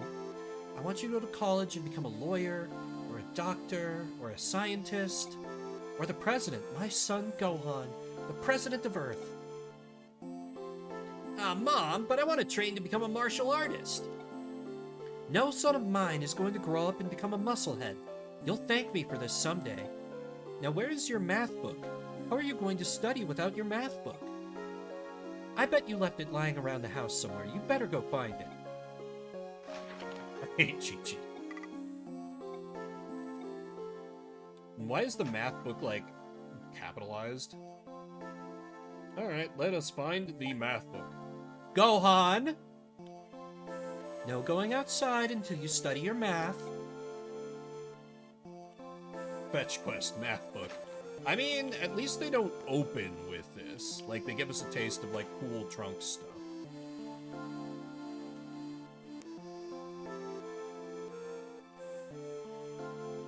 It's kind of the whole, like... It's a classic, like, video game opening. Like, you flash forward a little bit, and then you... Is that the math book? No. You can pick up and interact with many options. Try picking up the math book on the counter. You found the math book. Great. Now we can do math.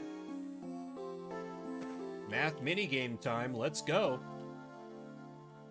Game is good, I was promised. Now we get to do math.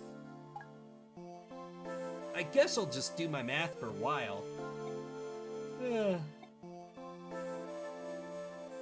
Okay, thank God. If they'd actually had like a math minigame, I would have lost my fucking mind a little bit.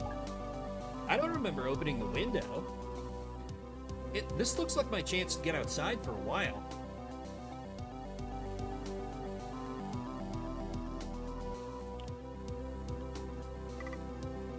This is the save point. Save your game. Can we do a violence upon the squirrel? Damn it.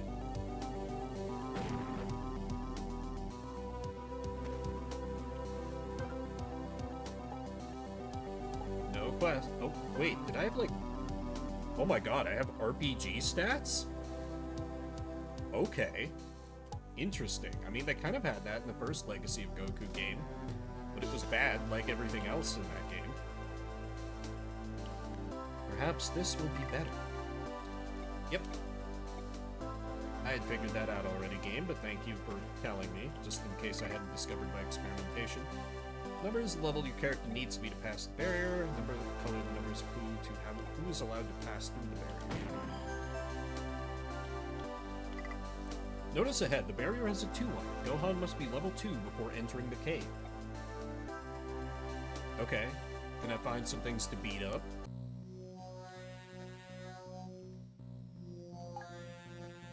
Oh, hi, Gohan! Dad, is it really you? Of course it is. Dad, it really is you. I can't believe you're back. I missed you so much. I missed you too, son. Ignore my creepy gray eyes. What happened up there on Namek, Dad? What happened to Frieza? You can tell me what happened, can't you, Dad? It's Raditz in a wig. That would be amazing. Dad?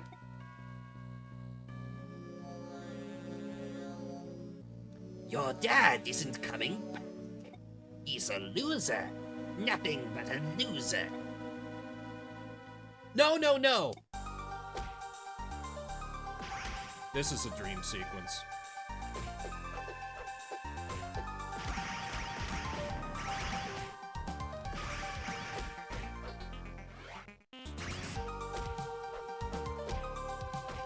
Ow. Okay, I'm a little bad in melee with him.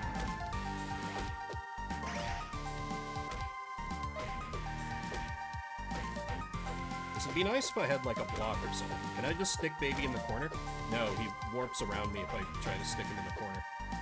I'm going to die.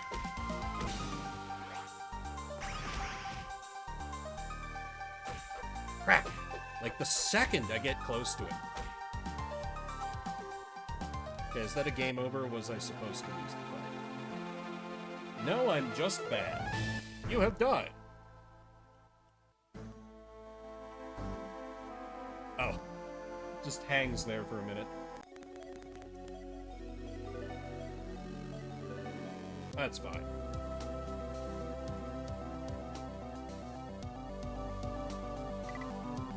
Yep. Sprinting ability. Maybe I can try and, like, bait out his punches a little bit by being a little more careful where I move. If you die in the dream, you die for real. Apparently. Hello, son. I missed you. I'm definitely not in disguise. Oh no!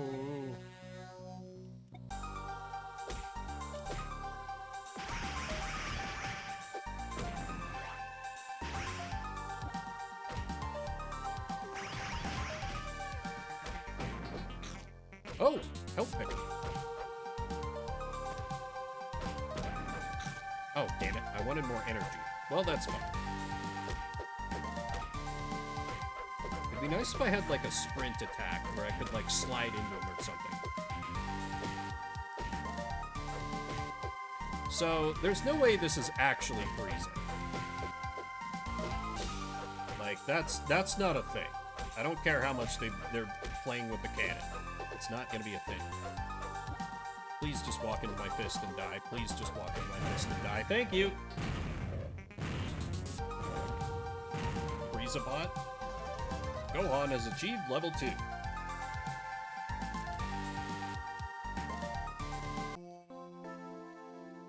Yep. Okay. Some stretchy Piccolo arms, right? I mean, Gohan briefly trained under Piccolo. Obviously, Piccolo can just teach him the secret, right? Right?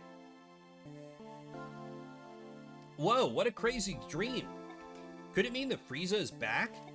I can sense him, but how can that be? The phone is ringing in the living room. Moshi Moshi. Oh, this is not the living room. This is the kitchen. Chi-Chi's like, oh, I can't be bothered to get that. It's the phone. Maybe I should see who it is. Yeah, right? They were probably like, the player won't possibly die here. Hello? Gohan, are you feeling what I'm feeling? Yeah, Krillin, but who is it? It can't be you-know-who, can it? I'm afraid so. I can smell him. I'll never forget that stench.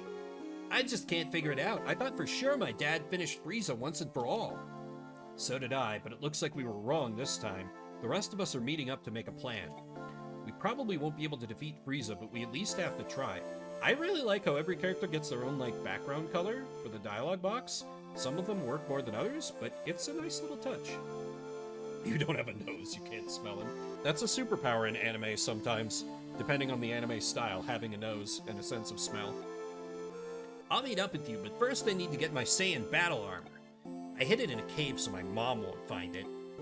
That's probably a good idea. We need any advantage we can get. Journal updated. Hey Mom, I definitely studied math and didn't just fall asleep. Don't mind me. That sounds vaguely familiar. It's been a long time since I've watched any of the Dragon Ball ones, but Dragon Ball shows, but alright. The Saiyan battle armor. Oh, this. Right. Does that give me any actual... Oh, it actually does. It changes his portrait, too. They didn't have to do that, and they did. Good for them.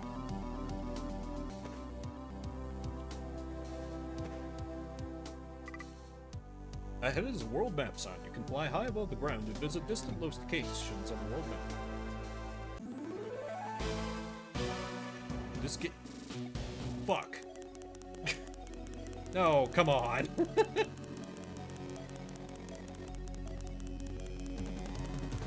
Well, damn it. Foil.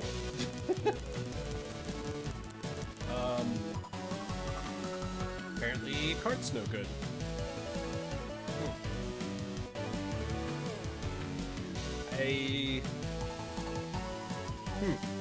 Yeah, because it just did not want to go when I had to exit the world map.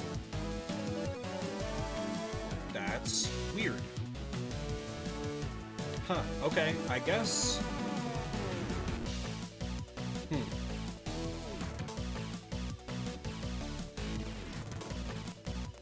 Huh.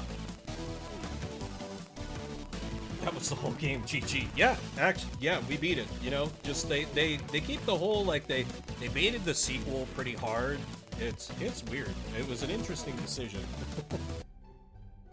I have a thing in mind I can try, but it would take a little too much time to do it on stream right now.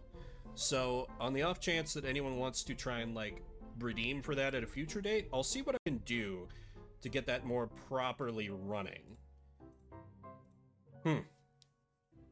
Funny. Rarely happens with the Game Boy stuff. Anyway, so after being unvetoed, that was at least a bit. We didn't get a full half hour, but, well, not much I can do if it's just gonna do that. So, I'm gonna make the executive decision to just move on to another game. Next up for Shuffle Saturday shall be Jungle Strike for the SNES. I like how I always just like, oh yeah, we switch games every 30 minutes, and then stuff like this happens that changes that. Oh well, it's fine. Just adds to the chaos. You can never be quite sure if it's going to be exactly 30 minutes, or if something stupid is going to happen that's going to cut it short for no reason. It said, oops, it broke. No, it's probably something to do with, like, cleaning the... Yeah, I don't know. I will look into it off stream, because I know, Repu, if you're still hanging out, you redeemed to get me to play the first one, so I imagine you might want to redeem to have me play the second. So I have ideas for what I could do, but yeah. I'll give that a... Oh, okay. This is fine, actually. Take out the cartridge and blow into it. That'd be a hell of a thing to do on a GBA game.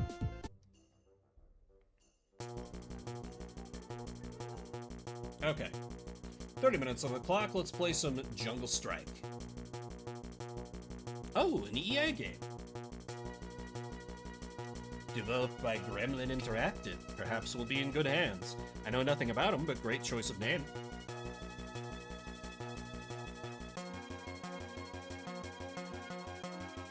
Okay, have good dog walk. Oh, is this gonna be another one of those helicopter games? Ooh, dear. This could bode poorly. Yes, hello, I understand, licensed by Nintendo. Oh. Okay, did it finally take an input here? The White House.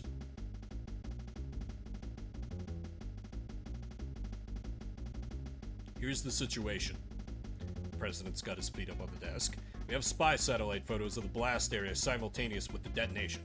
Good thing Congress didn't cut the space program much. This Imperial yacht was spotted near the destroyed island.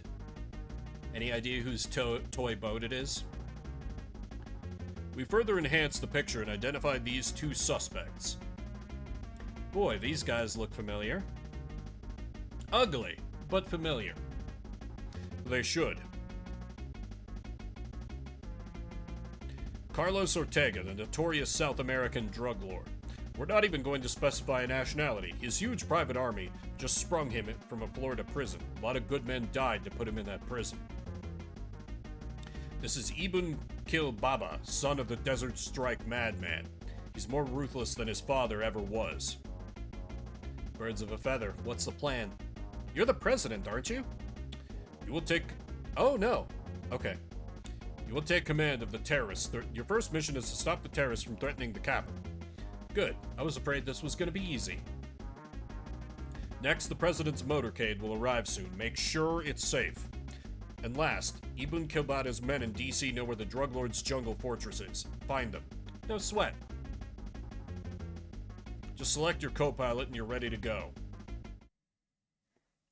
Okay, who is gonna be my co-pilot? Or maybe I don't get to pick. As I lift off from the White House.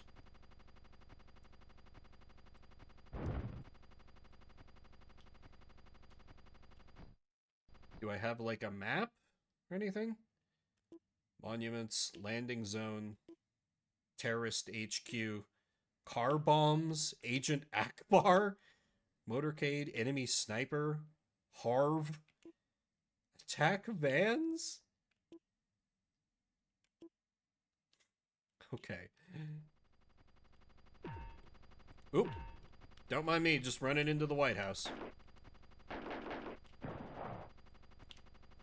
Just testing out all my buttons here.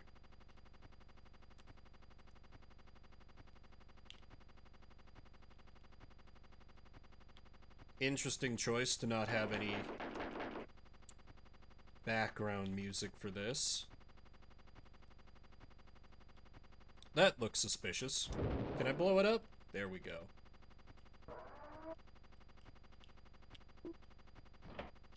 Don't know what that is, but I have it now. I'll just fly around and shoot things that look like they may or may not be evil. Okay, hospital. The other one blew up. Grab that, whatever it is. Okay, that's the edge of the map.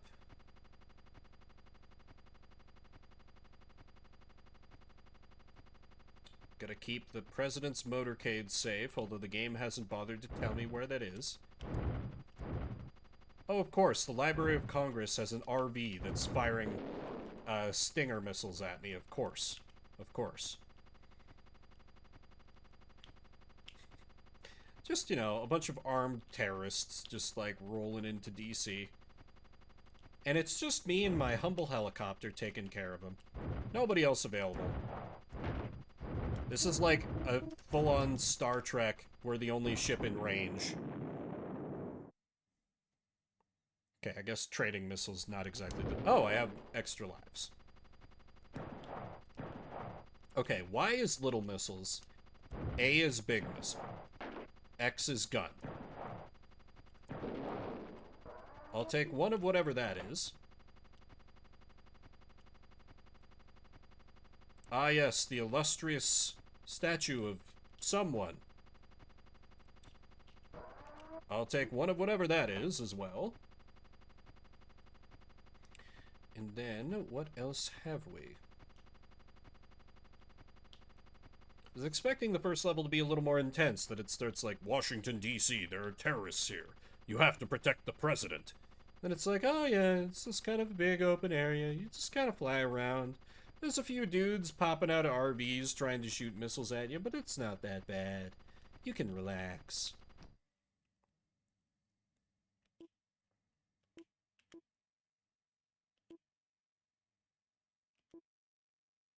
Terrorist HQ could be anywhere around there. I guess maybe that's what I should be trying to pin down? The terrorist HQ, CIA building. Wait, isn't Langley out in Virginia, though? I mean, I'm sure the CIA has got a building or 6 in, DC, but...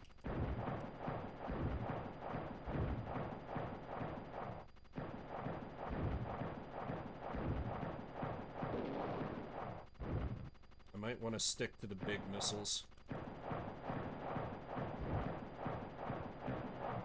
Because they're just kind of better at this. It's sort of neat having to play around, like, needing to slowly turn around. Low armor, again. It's fine. How can I see how many lives I have? 2. Yes, yes, low armor. Do I have a way to, like, land somewhere? Because there were landing zones. Yeah, if I could, like, land at a place and get a repair, that would be pretty cool. I don't know if that's a thing. Let me test if that's a thing. Because let's see, the other one should be... yeah, that one's coming up right here.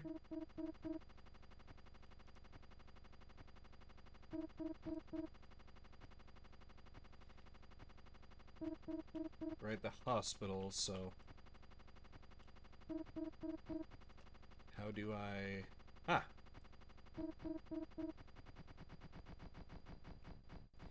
You know, the hospital to heal my helicopter. Now, I'm sure that'll probably be like, oh, the president's been wounded. Use your awkward little helicopter claw to take him into your aircraft and then drop him off at the hospital. Because we can't have the Secret Service do it. No, no. Couldn't do that.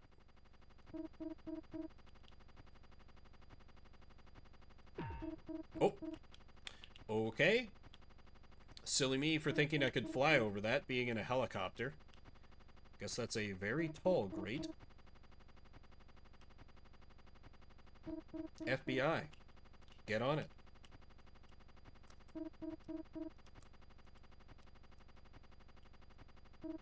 Can I not land here? Maybe not, because there's... maybe not, because there's that car there. Also, I don't know if these little pads are supposed to be like parking lots. It's a very awkward kind of layout. Okay. The Justice Building.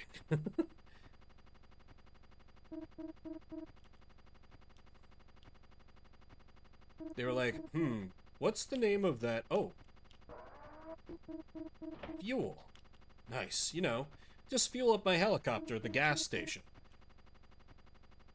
Gas is gas is gas, right? It's all the same. No, actually, I don't know, but I have to assume that you would need a different kind of fuel for helicopters than you would for just, like, a car. Very funny kind of logic thing. They were like, oh, where can the player pick up more fuel? Ah, gas station, sure.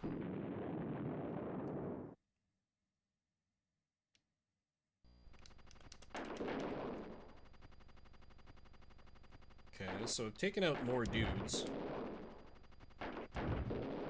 More dudes and battle buses. Yeah, okay, this, I think it's only fair between Goku not working in this game being absolute trash that I burn one of my own vetoes at this point to get rid of this. I can't take much more of that. Not today, Jungle Strike. Not today. I even said when it came up, is it going to be one of those damn helicopter games? And lo and behold, it was. Okay. Instead of that game, it sure was one of the games of all time. Instead of that game, let's see if I can get something different, or at least, or something better, or at least, like, funnier in how meh it is. Super Chase HQ. I remember this being cheesy, but a lot of fun, actually, so this might fit the bill perfectly. I will start getting that loaded up.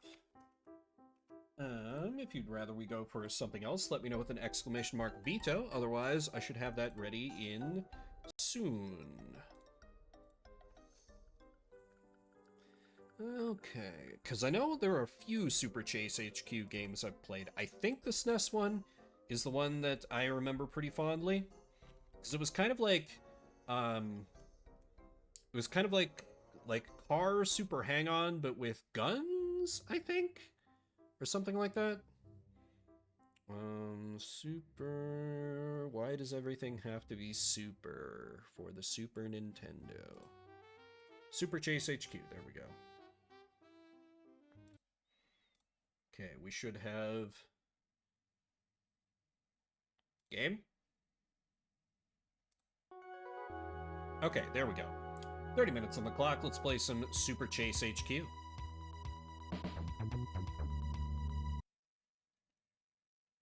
Super Chase HQ. Roger. Oh yeah, this has some super bit crunched voice acting too. Hell yeah. Brake, gas pedal, nitro. This isn't Jungle Strike. It is not, no. I decided to kill that one. Which promised me Jungle Strike. Yeah, sorry, I just updated the category. This is a stream where I switch between playing a few different games. So, if you came for Jungle Strike, I wouldn't blame you for noping out. I was not able to hang. Sunday morning, a suspected member of a smuggling gang was found dead at the beach. The department had recently been keeping him under observation. We have reason to believe that the gang was tipped off. The suspect was removed to prevent us from learning about their plans. Round 1. Sunday, almost 2 o'clock. This is Nancy. There's been an incident at the beach. The suspect was last seen driving a stolen red sports car. He's armed with a pistol. Proceed and apprehend immediately. Good luck. Battle Tech? I am unfamiliar. Roger.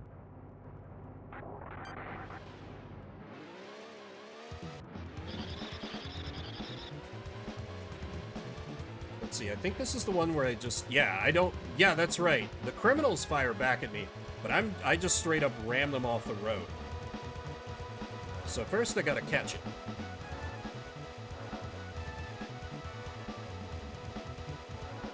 Battletech rings like a distant bell for me, but I can't think of what sort of game it is for whatever reason.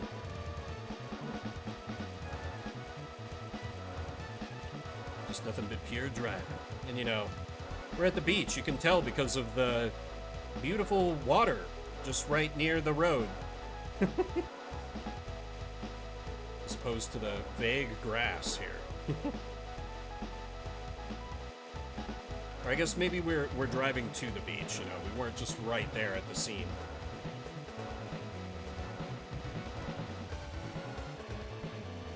Oh, I think I accidentally downshifted.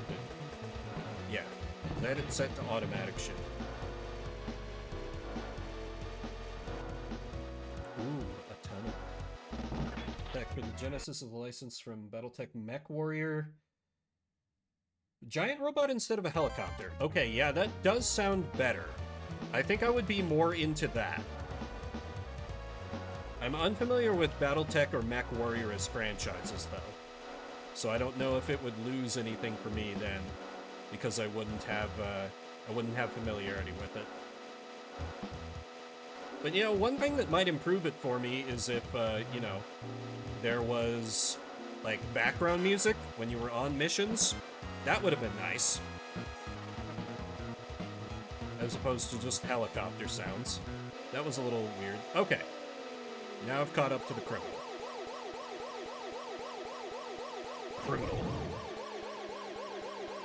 And if I recall correctly, I just have to repeatedly ram him until I win. Why am I slowing down? Come on, come on.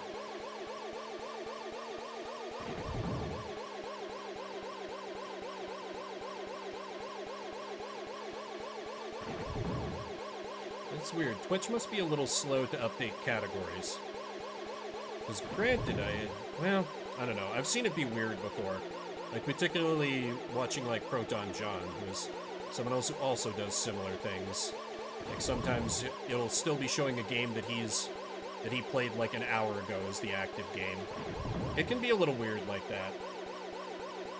But such is the risk I run. Because I don't want to just put it on, like, games and demos. I want to at least... Oh.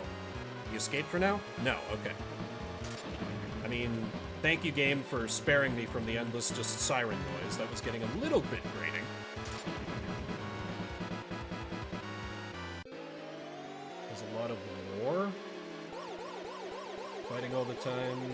Okay. Oh, Tabletop Miniatures game. Okay, maybe that's where I've heard about it. Because I do have some friends who are into those sorts of games, but have never gotten into them myself. Been more of a just D&D, you know, tabletop role-playing sort of game kind of guy. Never got into anything with, like, the point was to collect the minis, like Warhammer, for example.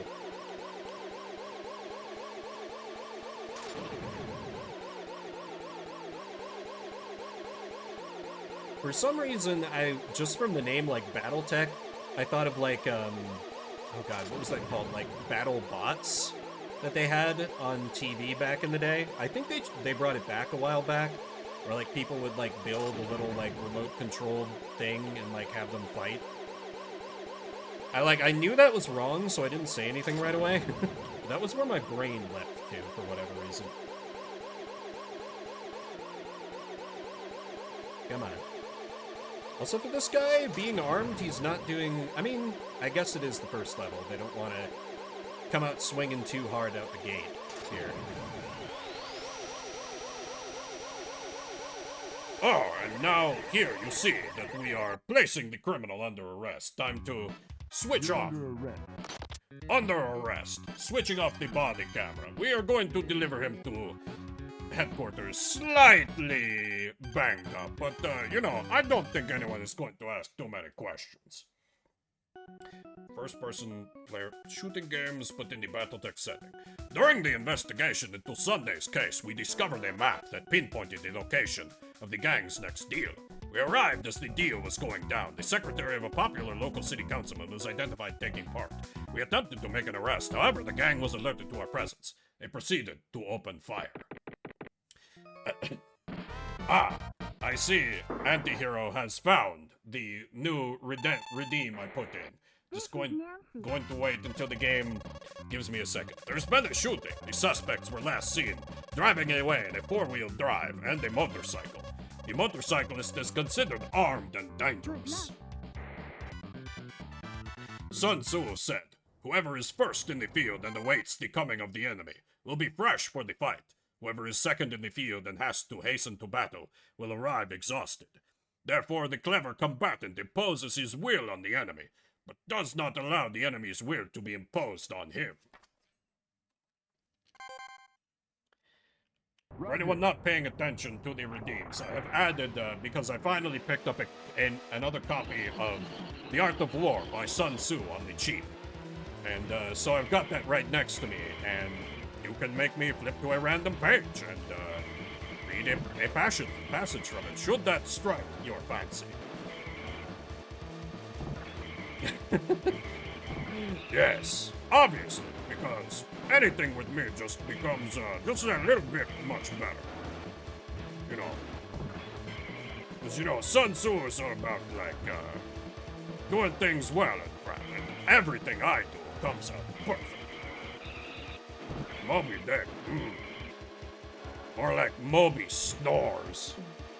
That would not be a good time. Thank you, Antihero, for that voice redeem. I've read Moby Dick. I find Moby Dick rather tiresome. I'm sure it would be a little bit... Oh, hey, is this the... Yep, that's the... Wait, I thought you said there was one criminal guy. Dispatch fucking lied to me. Okay, when they said the motorcyclist, they meant like 20 dudes on motorcycles. We're just going to throw Molotovs at me. And like hit scan their way to hit me every time. Oh well, it's fine.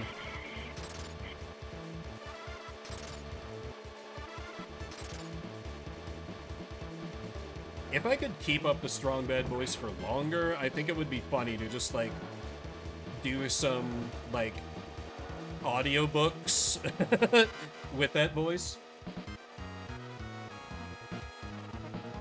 I guess so. I just expected, like, it sounded like there were two criminals, one on a motorcycle and then one in a four-wheel drive. Okay, so here's four-wheel drive, man.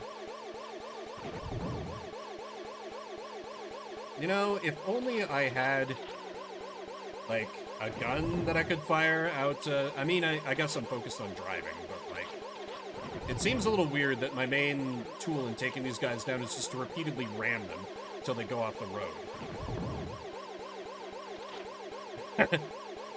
I mean, kids can barely read as it is. How hard can it be to audiobook for them?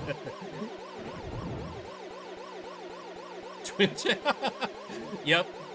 We're chasing down some demented weebs who wish to impose their will upon the populace. We must stop them at any cost. They've got illegal magical girl paraphernalia in that truck. I'm gonna run out of time here. Will that game over me, or will I just start, like, losing health or something?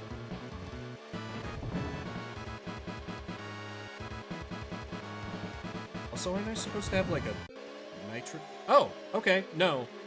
Oh, okay. The time just resets, and I recover health? Okay. Not sure if maybe it, like, scraped off a life from me there or something?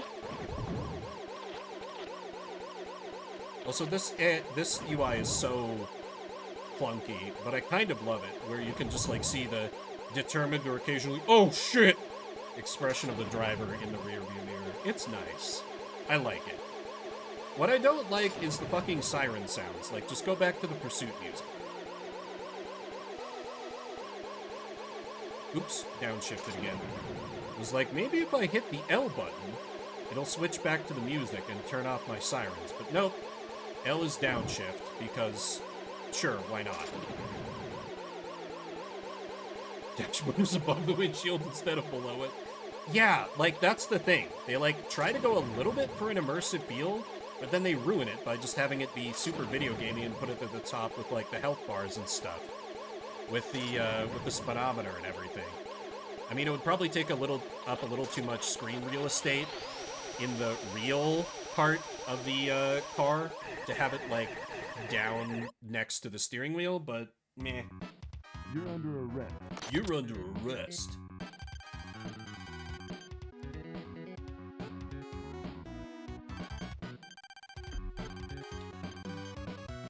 Got him. We questioned the secretary. She said that the councilman was also involved in illegal smuggling activities. His subsequent arrest broke the gang's control over the city and their ability to cause rioting. Cool. Good job. Round 3. Drive. This is Nancy. What do you got, Nelsie? There's been a break-in. The suspects are considered armed and dangerous. They were last seen driving a stolen car and a motorcycle. Intercept and apprehend immediately. Good luck. So by a motorcycle, you probably mean like 15 motorcycles again. Roger. I see you, Nelsie. I see you.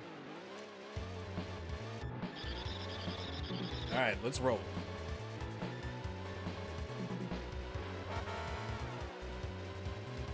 Why did I... Oh, I see. Man, put on the police sirens. Make these people pull over. We're stopping gangsters or something. I don't know, man.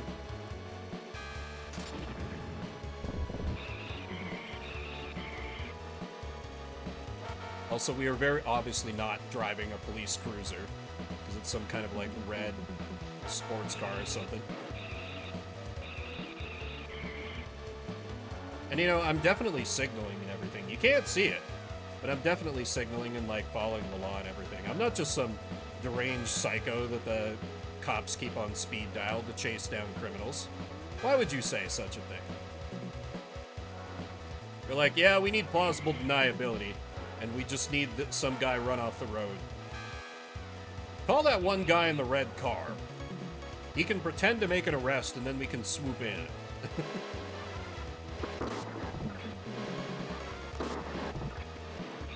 Okay, these guys are at least, like, shooting. But they're still as difficult to dodge, but it's fine. So long as all they do is just a little bit of chip damage. I can outlast that, because the criminals are usually not that bad once I catch up to them.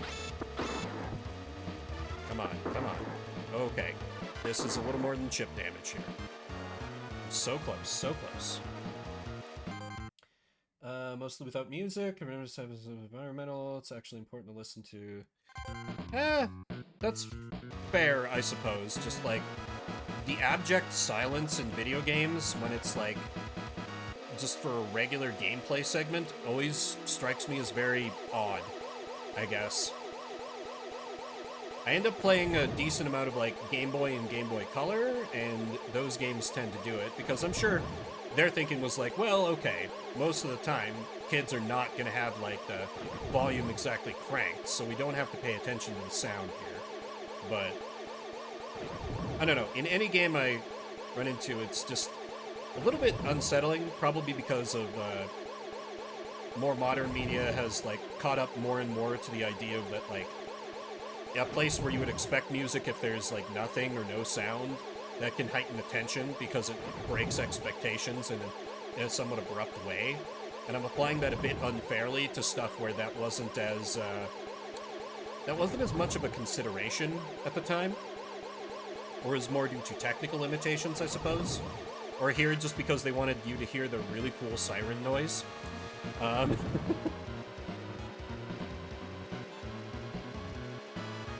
Also, big ups to these guys for not doing any damage to me when my car is, like, in no time is going to just absolutely crash.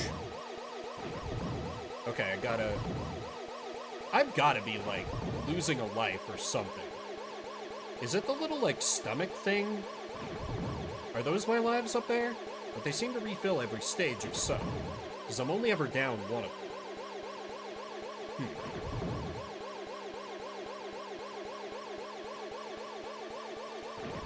Genesis games are definitely a hole in my 16-bit gaming knowledge, though. Never had one, and I just ended up playing some after the fact on, like, the various collections that Sega put out, which are obviously not going to be exhaustive, but so I got, like, Shining Force 2, the old 16-bit Sonic games. Okay, well, I can maybe get behind that, because giant robot. But I could also see it getting tiresome after a while. I don't know. I would have to see how it treated me. Games obviously, or franchise rather. Obviously the game's been around a while since it was in Genesis, but the franchise has been around for a while, but got a adaptation on Genesis, eh? The Genesis X-Men games? No. I did not have a Genesis when I was a kid, and I knew, like, almost no one who had a Genesis. I played some of the arcade X-Men games, and I don't know if those were, like, similar, or the Genesis ones were ports. It's fine, I guess. I never really... You're under arrest. You're under arrest. I never interacted with it much as a kid. And the couple times I did was like, oh, okay, Rogue is cool. And I remember basically nothing else about X-Men. And I basically didn't spare it another thought until, those one X-Men movies came out in, like, the early 2000s. The crime syndicate delivered an ultimatum. They began indiscriminately bombing public facilities and private corporations. These terrorist acts were meant to serve as a demonstration of their power. As the casualty toll mounted, we formulated a strategy to hunt down the evildoers.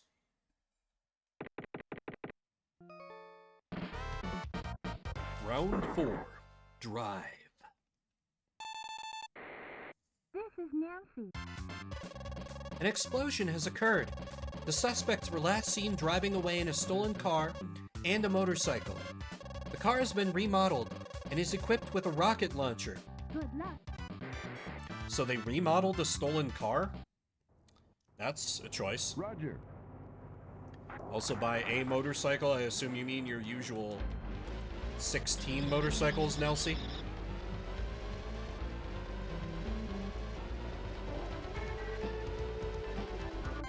Very focused on the characters. If you weren't into the... That does sound vaguely familiar. Did any of those games get ports for the SNES, do you remember? Because I remember playing... I remember now playing a 16-bit X-Men game where you could play as the different characters and they had different abilities. Like, I remember Rogue had some kind of, like, special sprint ability. And, like, I kept trying to beat a stage that said, like, so-and-so has issued a challenge to Rogue. It was like, no, I don't like playing as Rogue, even though she's cool. I'll try it with the other people. And they just couldn't do the thing, because you needed to be Rogue. Or maybe that was just one of those rare times when I was at a friend's place that had a Genesis. But yeah, I'm not into the comics or cartoons at all. I think I maybe watched them a few times when I was a youngin', but I don't know. Just never really clicked for me for whatever reason. Can't quite tell you why. Kind of anything comic-y. Like, the only comics that I really got into were, for a while I was into the... Oh, hey! It's the Twin Tail van from earlier. You're still evil, right? Yeah, you're still evil. Of course you're evil. Look at that tire cover. Blogging your anime nonsense in here. Get out. Different was good. Each had their own... Okay.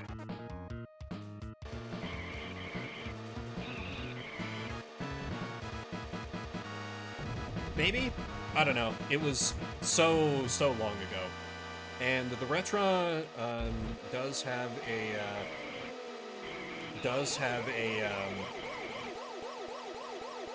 like something for playing Genesis games, but I don't own any.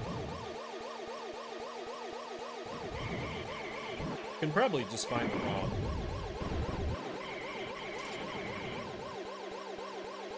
I mean, don't ever pirate a thing, anyone.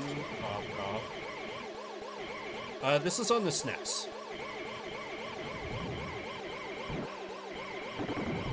Damn it, but I could dodge that rocket launcher. It's very interesting that they specifically set it up to be a rear-firing rocket launcher. They just wildly weave all over the place and try and not get hit by more rocket launcher blasts. Keeping like, yeah, this time when we slow down and fire a rocket at him, we'll stop him in his tracks. Surely this time. Surely. That could explain it, perhaps. But a few, like, I've played a few similar games, not the Strike games per se, but some other games where it seemed to be focusing on, like, some... Maybe those were other Strike games, because... They controlled pretty similarly to that... God damn it. To that Jungle Strike, and it was on, like, just flying around a helicopter in kind of an isometric top-down thing. And it was about clearing objectives, and it didn't really click for me. Didn't really click for me. So maybe that's part of it, because I'm playing the ports. It's always interesting to me, like particularly back in the 16-bit era, how some ports between platforms were just so drastically different. I mean, some of that is just Nintendo being Nintendo with like, oh, gotta have the Nintendo seal of quality, and you know, no religion, no alcohol references, no nothing. Not in this good Christian Minecraft server. Damn it. Don't know if they're gonna give me another Mercy life refill. Come on. Crap. Come on, a bit more. Nope. No, I know, but I've almost got him. I think, god damn it, is there a way to, like... I guess maybe I need to hit the brakes when they fire the rocket? Maybe that would help. Because clearly just trying to swerve out of the way going full speed is... Nope, that doesn't help either. Oh yeah, I've seen Nuclear Strike on the PlayStation. Never played it though, but I've seen it around. Like, one of my old haunts for retro games always had a copy available for, like, $1 or something, and I was like, this doesn't look good. I don't know if that place is still open. I haven't been in there since COVID. Though I think Nuclear Strike might have been on the N64 as well? Could be wrong there. You're under arrest. Love me the deep fried voice acting. You're under arrest. They're like, listen, Your voice is going to be bit crushed to hell, but just try and sound as cool as you can. Time went by. The details about the syndicate became clear. We were close to identifying their boss. They sent us a warning note. Keep your hands off, or else. We decided to wait in the interrogation area of Precinct B. Round 5. Drive. This is Nancy. I mean, Goofy can be good. There's been a kidnapping. The suspects were last seen driving away in a gray sports car. An unmarked helicopter has also been sighted. HQ believes that a rendezvous is going to take place. Your assistance in this matter is urgently requested. Good luck. It sort of reminds me of... Oh, what was it? I forget the name, but it was a game... Wow! That's kind of cool. I see him blow past a checkpoint right in front of me.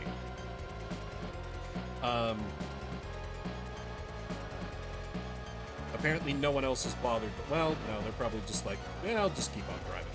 But there was this game on the 64 that was all about, it was like, was it Blast Company? Where the whole thing was like, it was basically an escort mission where like there was a slow-moving truck that was like transporting a nuke or something, and like you basically just had to blow shit up so that nothing would be in its path, and your score was based on how much destruction you caused. Kind of like a vehicular Rampage game. And I mean, Rampage is in like Rampage World Tour, and you know, the game's about being giant monsters and smashing up cities, which were always a childhood favorite of mine, because just dumb monkey brain break things game made me happy when I wasn't busy playing JRPGs like a nerd. Blast Corps, yeah. Okay. Helicopter, please don't screw me too badly. I'm just gonna weave all across the road here. See if I can... God damn it. Stab it. Maybe I found the safe spot. Yeah, I think I... Nope, nope, nope. Weave, weave, weave. Weave. Okay, driving on the shoulder appears to be the strat. That's never true at any other time, but right now it appears to be the play. Oh, nice. Fire support, finally. Good luck. Thanks, Allied Helicopter Man. I was able to deal with the helicopter way better than I was able to deal with, like, the motorcycle guys. A bit ironic. Also, this is a narrow-ass road. But hey, at least this guy doesn't have a rocket launcher. I think. I hope. Just nothing but good old-fashioned running him off the road. But with only 2 minutes left, will I be able to take down this vicious criminal and hear that glorious and a bit crushed, "You're under arrest"?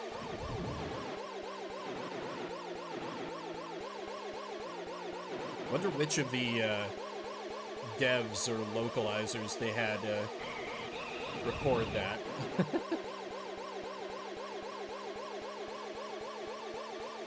Straightest path to assassination, cause a massive explosion. Yeah, that sounds about right.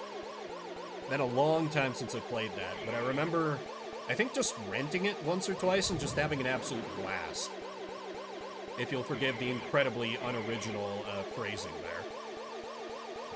I don't remember it ever being a game that I owned, though. It was kind of like Vigilante 8. It was good for, like, a brief bit of fun, but it wasn't a game I was super, like, enthused about owning. I wanted more the Ogre Battle 64, the, God help me, Quest 64. And then, of course, that opened way up once I got a PlayStation, and I could just experience all the glory of all the RPGs with all their jank.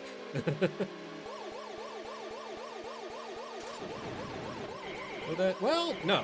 I played Final Fantasy VI before I got into... Yeah, but the PlayStation era was definitely when I really got into Final Fantasy. Before then, it was more a Dragon Quest boy, thanks to the first few being on Game Boy and Game Boy Color. Still love me some Dragon Quest 3. It's tough to top, I think. that 2D HD remake ever goddamn comes out, we'll be all over that. It'll be a reason for me to use my Switch for something. But alas, I've been defeated by the clock. 4. This is Shuffle Saturday, where we play a different game every 30 minutes. That's a little bit of Super Chase HQ, but if you just came in, we're moving on from that. And I will pull another game from my list of 1,400 games, and we'll play that for the next 30 minutes. If you don't like what comes up, hit me with an exclamation mark veto. Yeah, my water's still good. I think I can just keep rolling here. Next up for Shuffle Saturday shall be... I don't know if I have the fortitude to do an Asteroids on Game Boy Color. I'm gonna nix that. So now it is completely up to you guys, if you would like to veto or not. And usually when I veto something, something way worse comes up immediately after. So let's see if that maxim holds true. Instead of Asteroids, we will be playing Armada FX Racers for the Game Boy. I've heard really good things about the Star Trek game. Just, that's one where I'm very harmed by not having the instruction manual. So the couple times I've played it, I end up bumbling around a lot. But do you mean the next generation Star Trek game, or the DS9 Star Trek game? And let me get started on updating that category, and we'll see what Armada FX... This does not have a category. Interesting. Oh, anti-hero vetoes anyway. Very well. Fair enough. Alright, instead of whatever that game was going to be, we will play the Peacekeepers for the SNES. The TNG game. Okay. Yeah, that one I didn't get too far into. Because the in-game conveyance was not great. Fighting action. Okay. I can play a fighting game or two badly. Not having a category is always a good sign, right? I mean, if it came up, probably, realistically.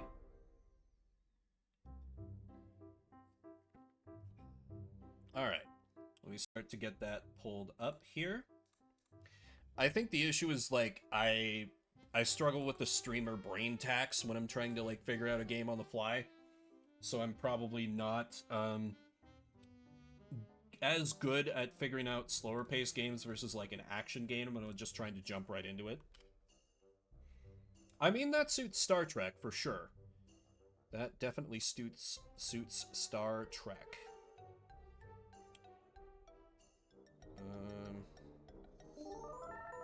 Game you gonna capture here? Okay, there we go. 30 minutes on the clock. Let's play some The Peacekeepers.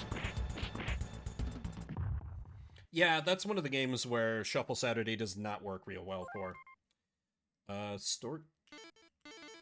Really? You could do up to 4? Neat. Option... Angry mode? Obviously, I'm keeping angry mode on.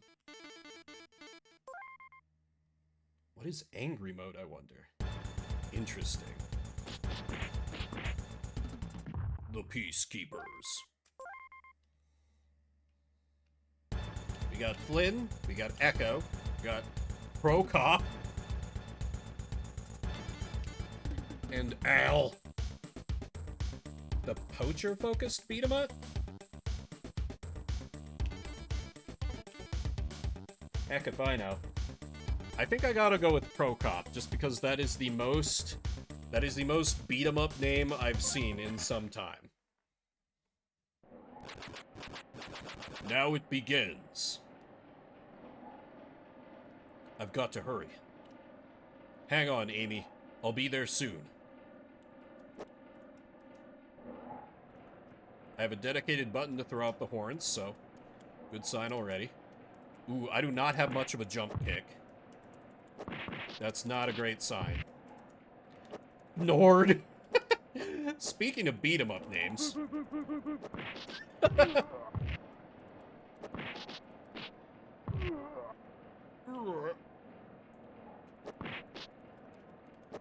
Ooh, I got a headbutt. Okay, so Pro Cop is obviously the slow but powerful dude. That's fine. I tend to prefer, like, the fat... Oh, those are landmines. That makes sense. I usually prefer the quick characters when it comes to beat-em-ups, but... It's Pro Cop. I can't not with a name like that. Would you rather I pick an amateur cop? Sheesh. He's just awkward little... Delightful.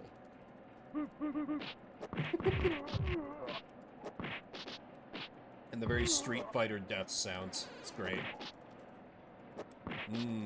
Soda heals my wounds. Because 90s.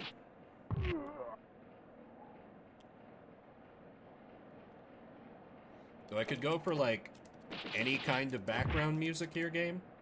You wanted to change... Squash?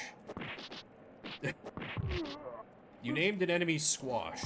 Which way? Well, not getting driven into the ground. That's probably a good way to start.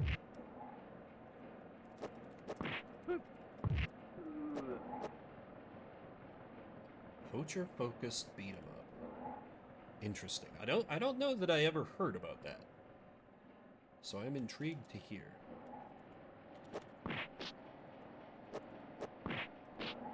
Oh. They saw my jump knee coming, and they were like, nope, not today. Not today, player.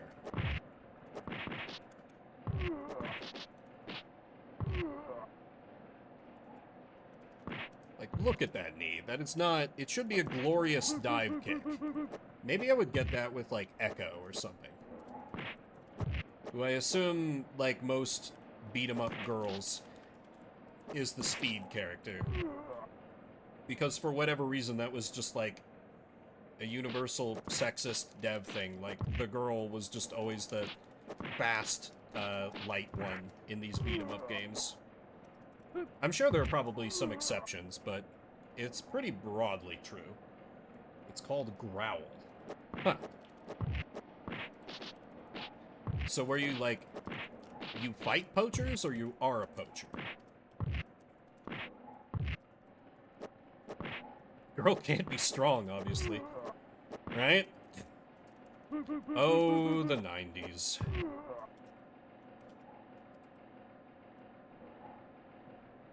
My god, it's... Exterminate, destroy, you must not survive. Where'd he come from? You will lose.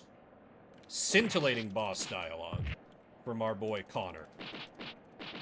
Oh god, with moves like that, we will lose. Shit. Throwing up the horns does nothing. I've been lied to.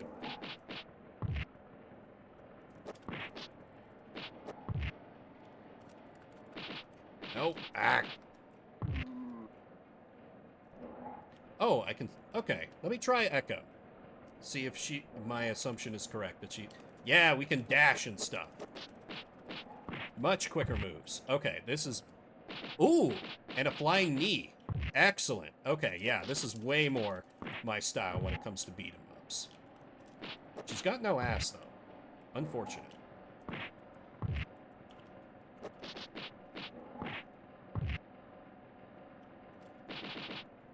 Ooh, that knee is great. Wata! And again!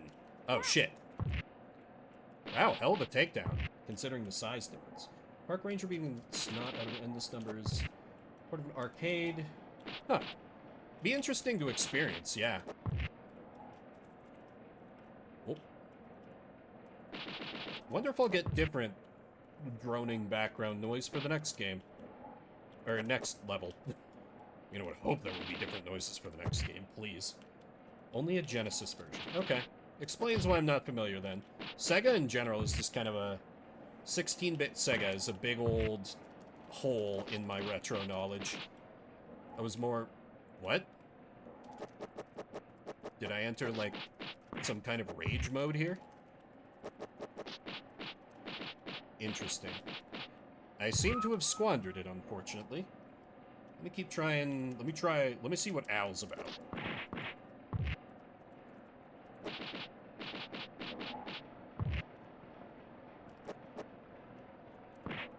Oh, damn it.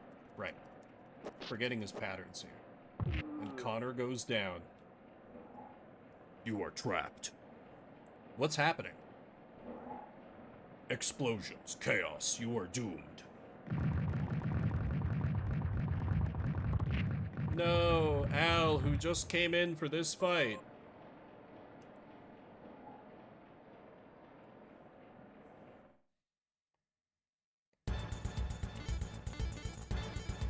Okay, let me round it out by giving Flynn a spin. Stalag 17. The explosion damaged our lab. Genetic mutations are occurring all over the complex. What's causing them? Mr. Iago has us experimenting with all kinds of genetic code. It can cause horrible side effects. Ah! Oh yeah, I've played Comic Zone. It was rad. I had a like CD-ROM thing from my computer back in the day called the Sega Smash Pack that included like a few Genesis games like Comic Zone, Vector Man 2, Shining Force. So I did get to play a few, but yeah, Comic Zone is awesome. Super fun beat 'em up. And very stylish. And like, yeah, just a ton of fun. Wholeheartedly agree about that. Definitely one of the ones that is well worth trying from the Genesis.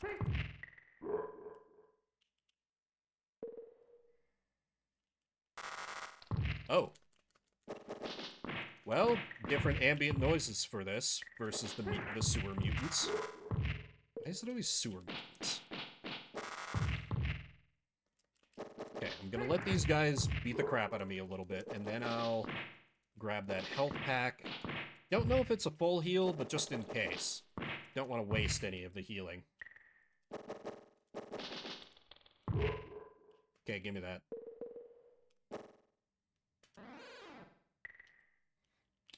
Full heal? Nice! Almost. I really loved, like, holding down the attack button to, like, do the paper airplane attack. It would cost so much health, but it was so satisfying. Every time I could use that to great effect versus an obstacle or, like, an enemy that was going to be a big problem. And then, of course, oh god, what was the rat's name who would just, like, do electric shocks and could trigger switches? He was super cool.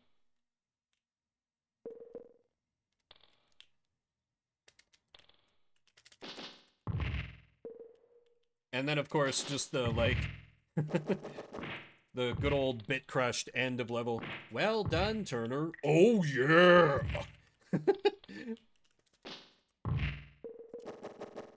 Oh, yeah, that's right. Forgot about that. Always nice when he would find a hidden iced tea for you to heal yourself up at a critical moment. But then I always felt bad when, if he would, like, take damage and get bonked off the screen. Because I'm like, damn it, he's so useful. Alright, let's go back to Echo. My girl Echo is the way, I think. And she's got a cool hat. The Genesis one, no. Is it much different from the SNES version?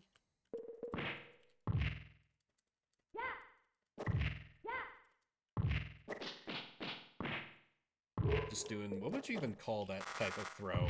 I'm sure there's a name for it. Oh, damn it. These mutants are not that hard to defeat once I can start comboing them, but they've just got so much more reach than me. Oh, medkit.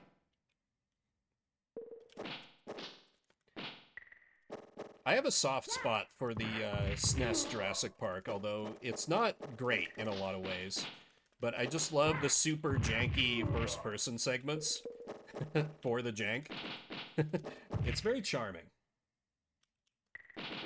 So both versions are bad. You know what? Fair. I'd be disappointed if the Genesis version was actually good. I'd be like, damn it, why? This genetic experiment has a specific purpose. To find out more, meet my friend at Ozymandias Island. Go! Thanks for the tip. Now to kill you, now that you're an abomination against nature and God.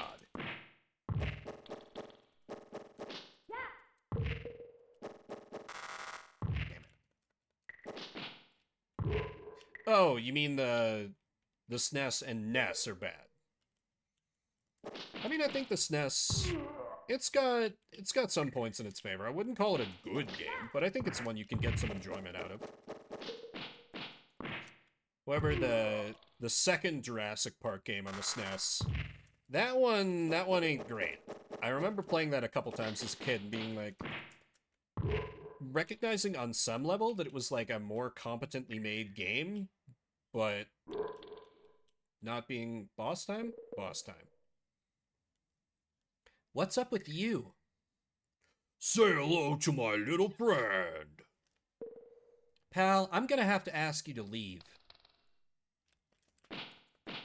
Oh, he just straight stabs me. Okay. I see you, Jesse.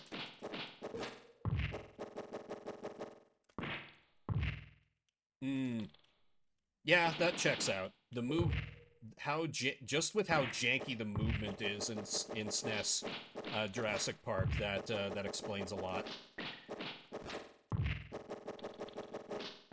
I had no idea it was like a kind of an update of an NES game, though. That's kind of wild.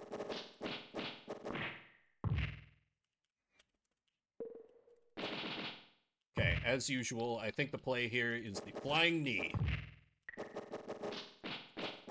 Though, when he gets in melee with me like that, I'm just kind of boned. I can kick him for a while and luck out sometimes like that, but he just attacks so damn quick.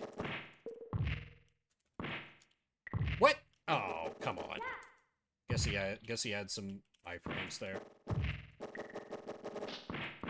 Oh dear. Yeah, I'm sure that that's not good at all. That one I've never had the displeasure of playing. This is kind of neat for a beat-em-up game to have kind of like a super mode or like a rage mode. It's a neat, that's a neat touch. Also, they are very generous on the continues here, and I appreciate it, because it lets me show off more of the game. But I'm not necessarily the best at these beat-em-ups. Maybe I can, yes, always count on the jump kick. Except when you can't. God damn it.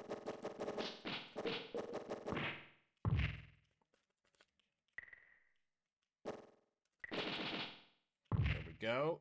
Now he'll do his... Why did I just keep running like that? I was holding down. Yeah, whatever. God damn it.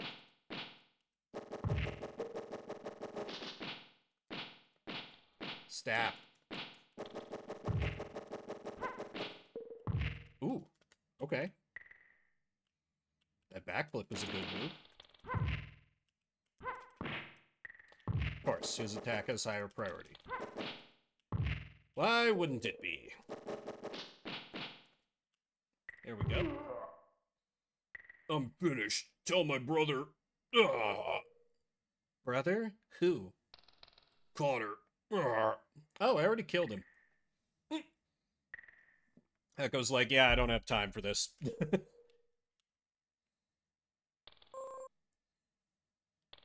Damn, they were brothers all along. The intense story of the Peacekeepers. We full-time Echo now. McLeod Falls.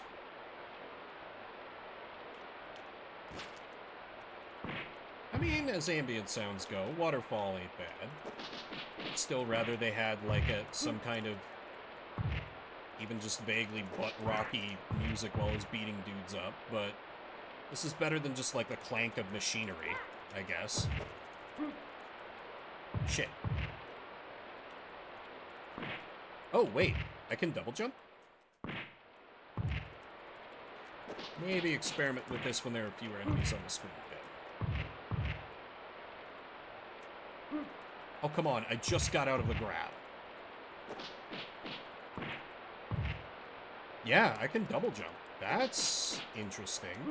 I don't know that that's really going to have any practical applications, but good to know that that's a thing I can do, I guess.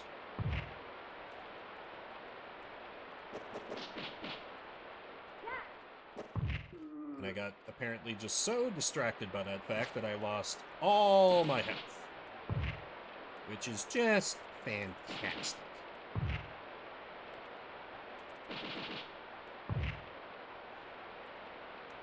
Haha, fear the knee squash. It even has a bit of vertical reach, too. Excellent. Oh, shit. Knee, no. You failed me.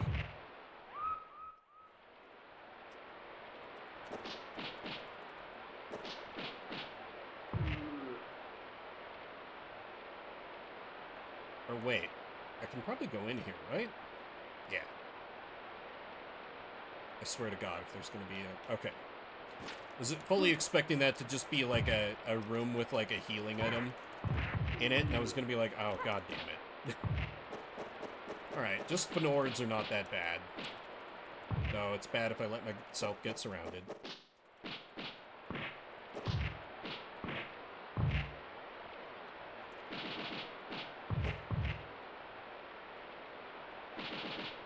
I feel a bit like low by just the zen of just beating up dudes. Well, there are gentle 16-bit waterfall noises. It's almost meditative.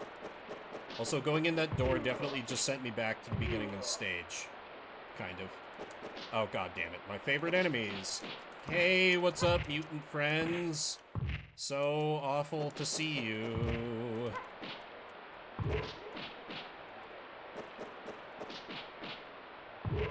What if I could have just ignored them and gunned for the door? Probably not. No, bring back the waterfall noise. Waterfall noise was good. We liked the waterfall noise.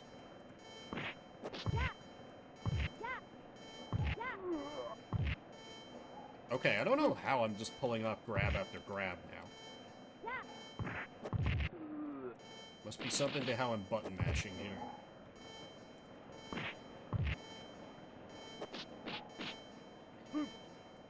I'm sure if I had more of a brain to do, like, fighting game stuff, I would be able to wrap my head around it, but... Not that this is... God damn it. At least it can hit the enemies, too. I'll forgive it for that. Because that's only fair. And exploitable. Oh, heal, heal, heal. Nice, that's more healing than I expected. Immediately gets undone. Cool. He was mid-combo game. Come on. Come on now.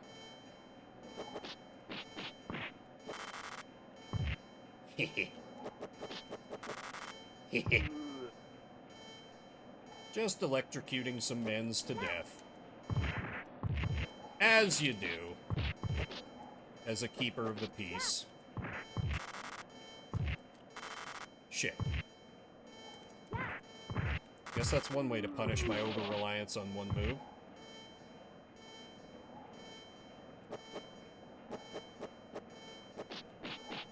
Oh, he was just frames away from combo locking me.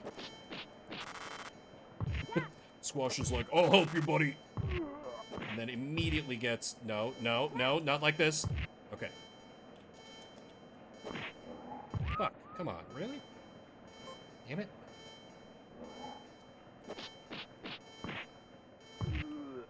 I'm gonna be in trouble once they start doling out more thick enemies. Or do I kick the door in? Of course. Dumb action hero rules. Fair enough.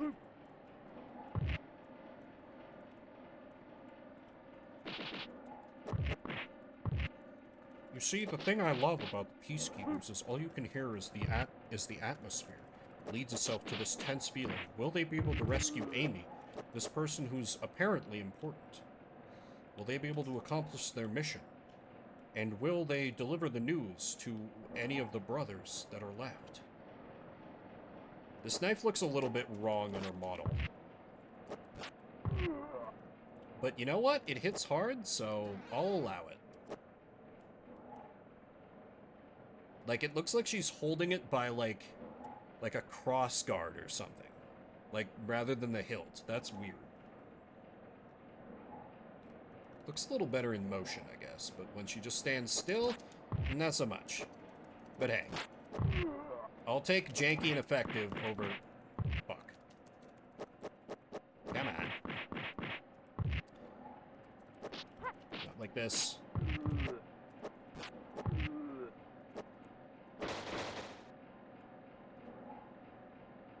Also this... Ow! There goes my knife. Watch it as it goes. Please do us the courtesy of aiding us in an experiment, won't you? What is that?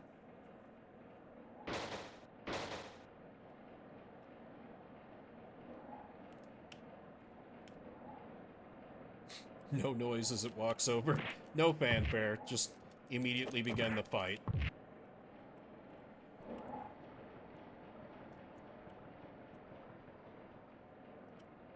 It would be funny if I could just open the door and have it just kill its creators. Ooh, question mark. Could it be Amy? She's been horribly experimented on and mutated by the evil organization of... whatever.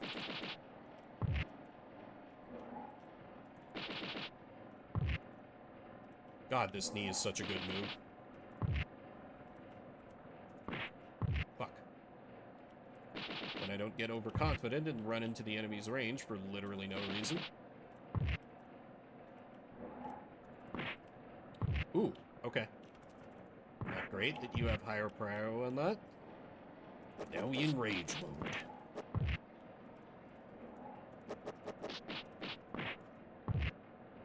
Okay, got most of his HP. Really? Well, that wasn't great.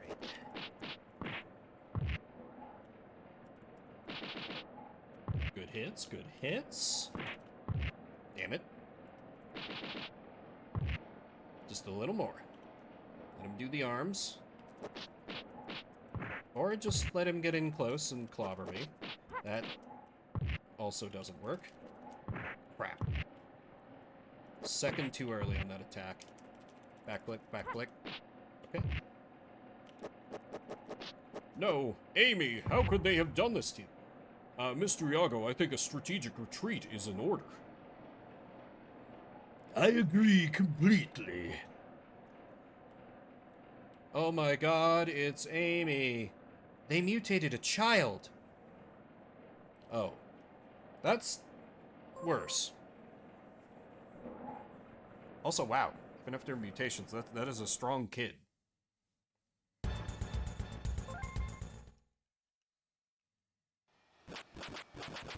Alan Bradley Airport. Everyone knows Alan Bradley. Is she dead? I think that's the implication, because her body was, like, flashing. You know, the healing power of, like, getting power need repeatedly apparently undid the mutation, so we have the vaccine in our very strong, legs, but it doesn't help because the cure is always fatal. This is the essential tragedy at the core of Peacekeepers, and in this video essay I will... Oroko? The reference is lost on me, I'm afraid.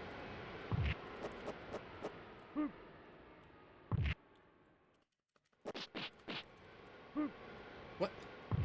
Wasn't I not just comboing them? Yeah. Gotta rely on the knee more. Or the knee could send me careening straight into danger. That's also a thing that could happen. God damn it.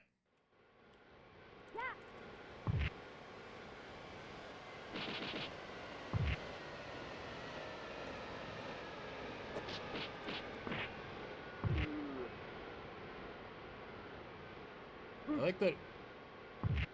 Well, that's just straight up my fault. I can't even be mad, because that's on me. Ah, they busted out the recolors. Happens eventually in any beat 'em up.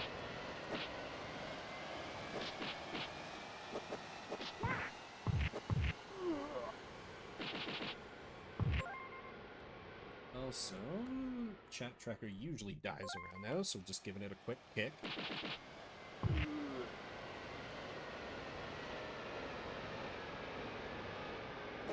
Do I... Oh, no, I walked down. An OG Fnord. Hehe. Eee! Crap. I'm fine. Oh! Oh, I thought it was dead. I'm still... Okay. Yep. So it goes.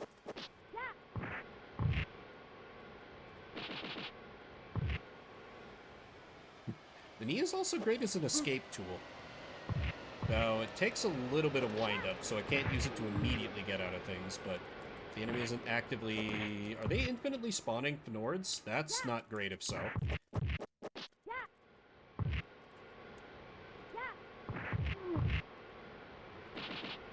we go. Right when they got up and finished their recovery frames. And my arrogance is immediately punished, as well it should be. Okay, they moved on to spawning squashes. Squashes, and I'm just gonna call the purple squashes eggplants. So I'm up to fighting squashes and eggplants from the Fnords. What? Come on. I disagree with how that hitbox was handled, but okay.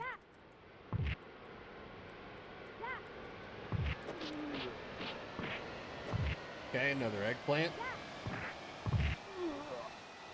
Crap.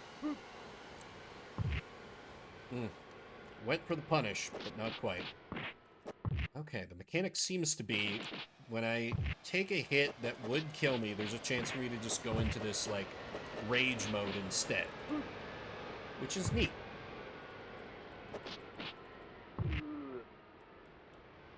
It's a cool mechanic. Little unpredictable, but I appreciate it all the same. Because it helps me to just keep moving forward here. New Fnord and eggplant.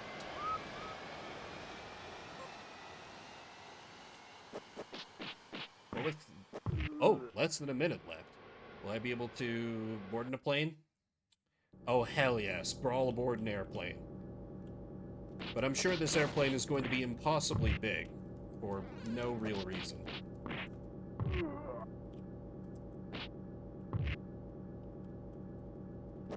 Please, please tell me the boss fight is going to be in the cockpit. That would be so wonderfully stupid. But alas, we'll never know, for this is Shuffle Saturday, where we play a different game every 30 minutes. That's a taste of the Peacekeepers. I think I need another little break to read my water and such.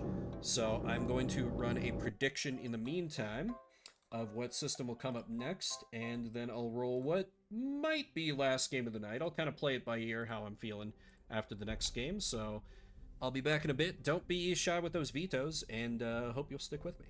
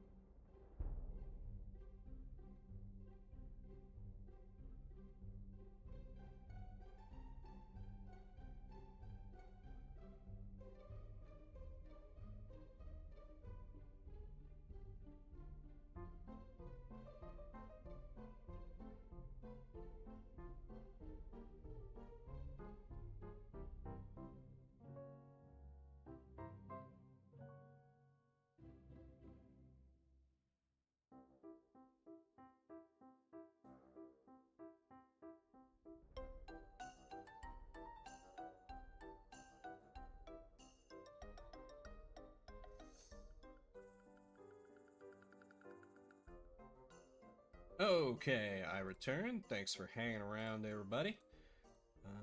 Prediction has closed. No takers, that's fine.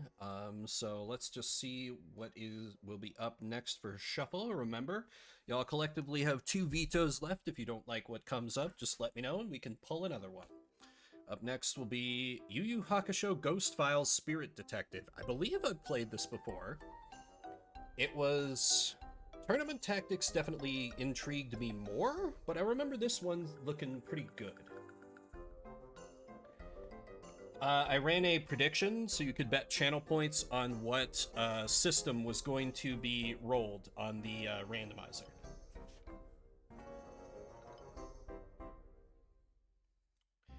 Alright, let me get Yu Yu Hakusho pulled up here. That'll be up in a moment.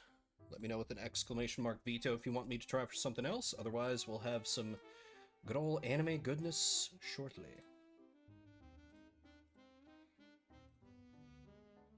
Yeah, fair enough. I just don't make it like a big...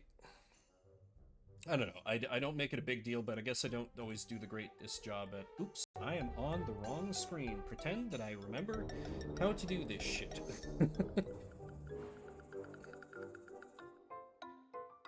I heard about that. Yeah, that there's a live action. Yeah, that's fair. Waiting to see the game. Just sometimes these have come up before and people kind of have like a preconceived notion. We'll have sound in a minute, but 30 minutes on the clock. Let's play some Yu Yu Hakusho. What are the odds you get something worse? A non-zero amount for sure, but some games I have are so bad that it's worth vetoing immediately, like the runs at 5 frames per second first-person Medal of Honor game on the Game Boy Advance. I have a lot of fun with that one, but for whatever reason, a lot of people don't seem to like it that much. There's a fire on 4th Avenue. Yusuke lives on 4th Avenue. Yusuke's house is on fire. Yusuke! Right,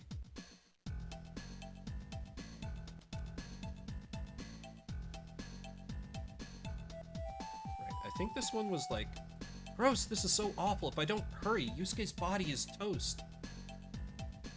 Why is there just a random body outline there? Yeah. Right? As I remember, it's kind of retelling the first bits of the anime, so like, Yusuke is off doing some kind of like afterlife martial arts training or something, so his body's just like chilling. And we have to, I guess there is no fire department in Yusuke's town, Japan, so we have to get over there and put out the fire or rescue his body, maybe both. She will never be able to get back out. But she's like, I don't care as long as I can save Yusuke. Don't know what that was supposed to do. It really could. Can I get like a... Sure! Pull down the handle and that gets rid of fire. You know, the good old handy anti-fire levers. It doesn't trigger sprinklers, just deletes fire. She's in the Thriller music video. True. Okay, I think that was... Oh yeah, health, obviously. Good old delete fire button for all here. Also, wow, how big is this house?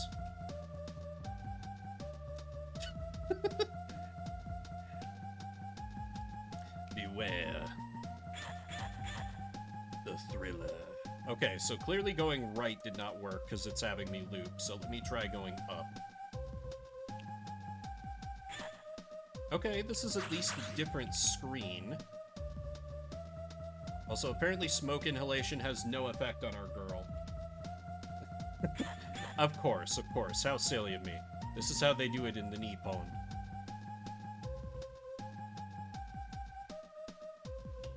Nope, this sent me back. Okay, so it's up and then right.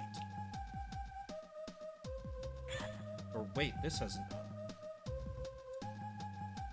I remember it being a little more charming when there were levels that were just, like, fighting people. Yeah, absolutely. Anyone in chat can veto a game. Smoke is affecting you, that's why you're lost. I just kind of chalk that up to my natural bad sense of direction. Okay, we have a veto, so we can pull up something else. So let's mark that up. Instead of some Yu Yu Hakusho, we will instead play... Yeah, that was not... I remember it being janky, but okay, but that level was real bad. I mean, I was having a giggle at the deleting fire, but that was not good, admittedly. I'm not too sad to see that one go at that particular point. Instead, we shall play Soul Falchion for the Game Boy Color. This name rings a distant bell, and that's usually bad news for one of my Game Boy Color games.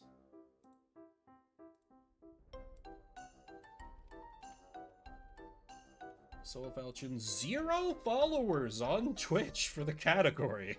Oh no. Okay, well, we'll see what this disaster is.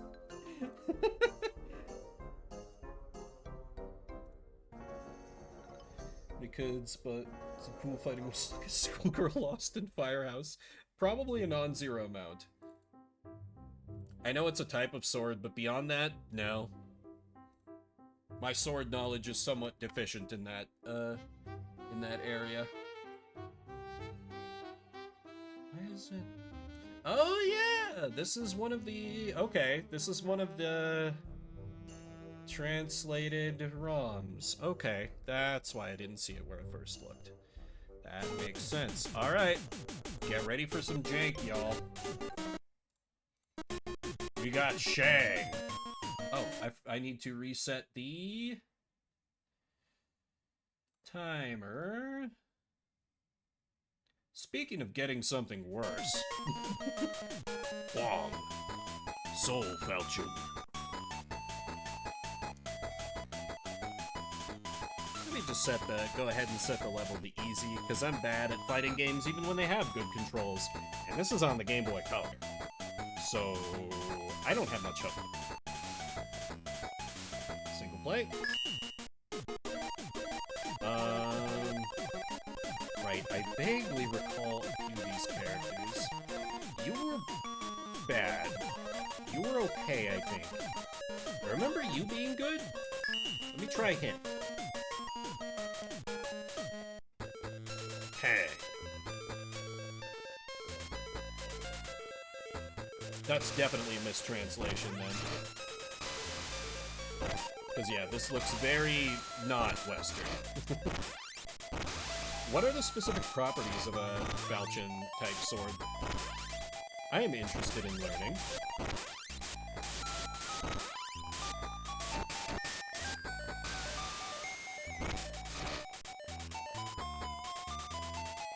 Alright, quick KO on Sokka. Might need to bump up the difficulty level. No, please, game, I'm only kidding. I know you're gonna start to kick my ass eventually because I'm really bad at fighting games. Animation's a little better than I expected. Like, it's not great, but they look pretty smooth when they're just, like, standing there. Like, his idle animation, that looks pretty good for the platform.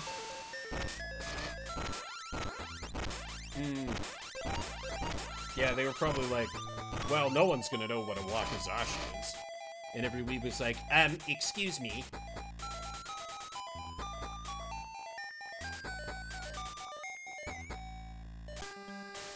You are strong, but your opponenter is me. Oh, I love my badly translated ROMs. They're a delight. Alright, we move on to fight Hyder. But your opponenter is me. This is what we had back in the day. Oh wait, is this the Indeed as Expected old? No. No, but if we see that fish... Wait, is it? Is this that game? Shit, okay. Well, if I... Okay, I gotta find the fisherman character then, if I don't succeed as Kang. Because that dude is a destroyer of worlds. Man, how could I have forgotten? Good old Soul Falchion. As expected, indeed, old.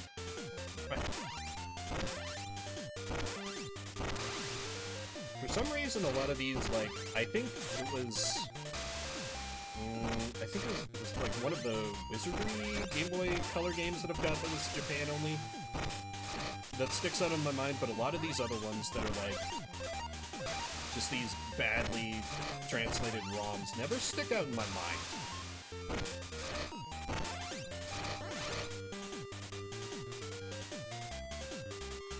Kang's like, I brought a sword to a fist fight. Now who's the idiot? You are strong, but your opponenter is me. Oh, the jank. Never mind, this is an objective upgrade from what we were just playing. Back.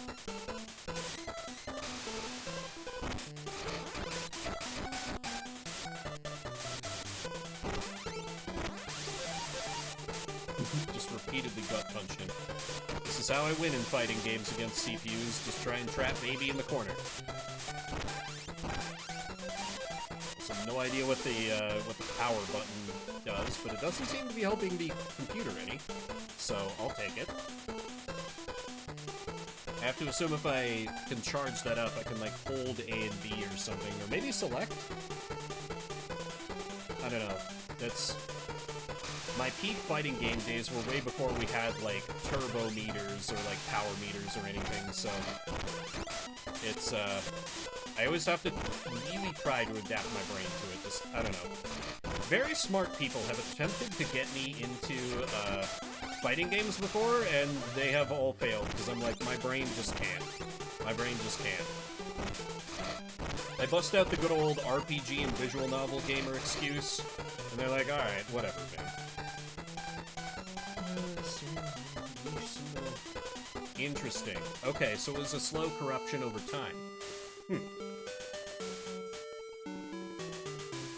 Or just kind of more like a blurring of the meaning. Ah, okay. Ah yes, Paladin, who of course fights with his fists. And later we'll fight Monk, who uses a sword and a shield. Clearly. Oh wait, no, he's got a sword. He just wields it, like, wrong. Just, like, ready to do... Oh wait, what is that, like, it's, I'm forgetting, it's, like, Iyatsu or something?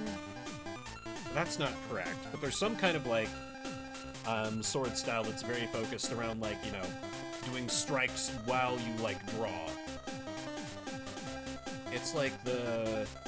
And I hate this is the best frame of reference I have to, like, describe it, but it's that what that one, like, creepy dude wearing the mask in Ruby uses. Seriously use Ruby to explain something. That doesn't feel good. This is a low point. I don't hate Ruby, it's just like... Using Ruby as a reference to explain a cultural thing is just so... It feels bad. Like, I should have a better reference pool than this. Is it? Really? God, it doesn't look like that. But, okay. I will turn the game down a fair bit. Is that better? I swear, OBS must have messed with my sound settings. I'm sorry, I will have to do some sound balancing and, like, some work before my Inscription stream tomorrow, so I can get this fixed, because apparently it's been a problem with a few games tonight. Which is weird, because it usually isn't that much of a problem.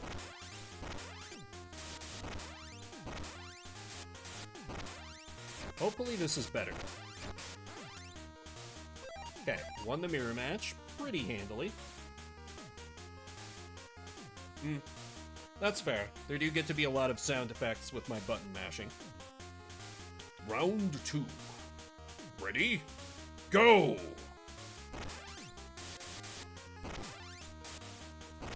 I appreciate Player 2 Kang's, like, very, like, just kind of mid, like, action pose as he gets hit. The one where he's, like, all blurry. He's like, "Roar!" You mean the Ouroboros stream? Correct. Because that's all that's required. I haven't looked it up either, but I think, like, I was thinking about it later, after the last stream. I think I know how to solve that puzzle with, like, the duel with, like, the dummy that had me stumped before. Because I think I just have to I have to wipe the field and then win.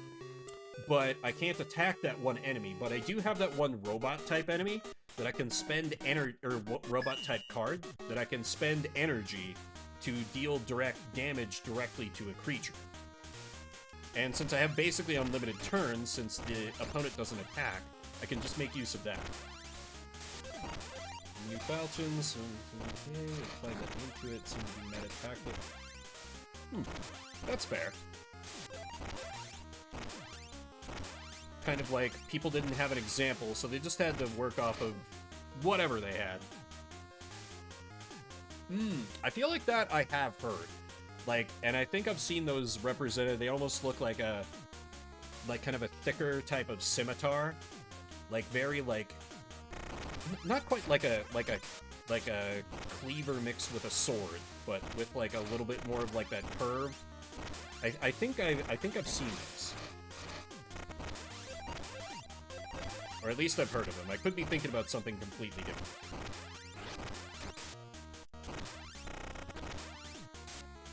Ah, come on.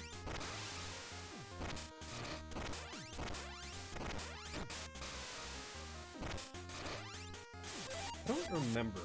I don't think I ever beat this game in the previous times it's come up on Shuffle. I seem to be doing quite well at Kang here. But, you know, it's all fun and games until the overpowered fighting game boss shows up who takes off a third of your health with one strike. Interesting. Yeah, that's a pretty wide variance.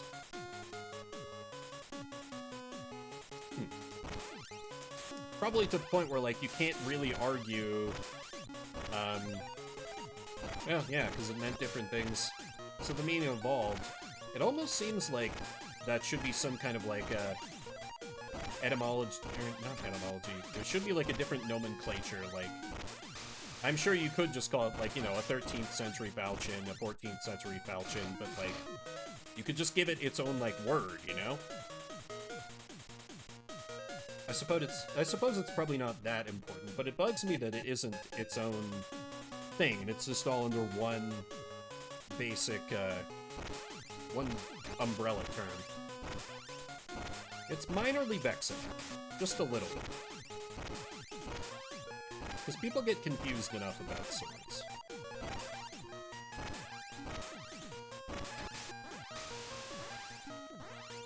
I feel a little bit about this as someone who owns a non-zero number of swords. Though they're just prop swords, of course. Blunted to hell and back. Actually, where even is? Even are...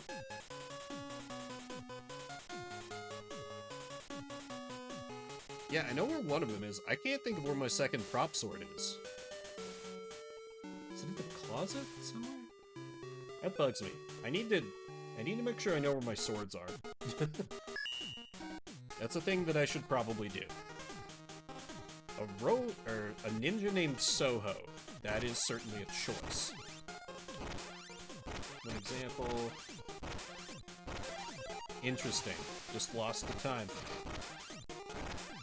I suppose it would be one of those things that would be difficult to, like, establish the historical truth of after the fact, because I'm sure everyone at their time was like, oh yeah, this is what a falchion is.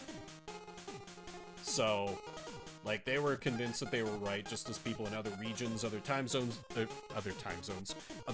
periods were like, no, this is what a falchion is, so you'd have to deal with those conflicting accounts and conflicting examples, and it's like, were the people just mistaken? Was this what all falchions looked like back in that time period?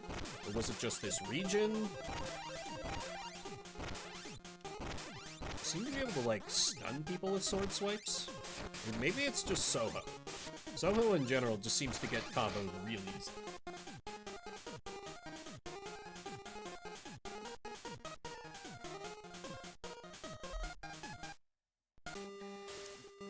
Well, perhaps I'll be able to find out which type of falchion the dev of Soul Falchion used as an example, because I'm kind of carving right through the game's roster here.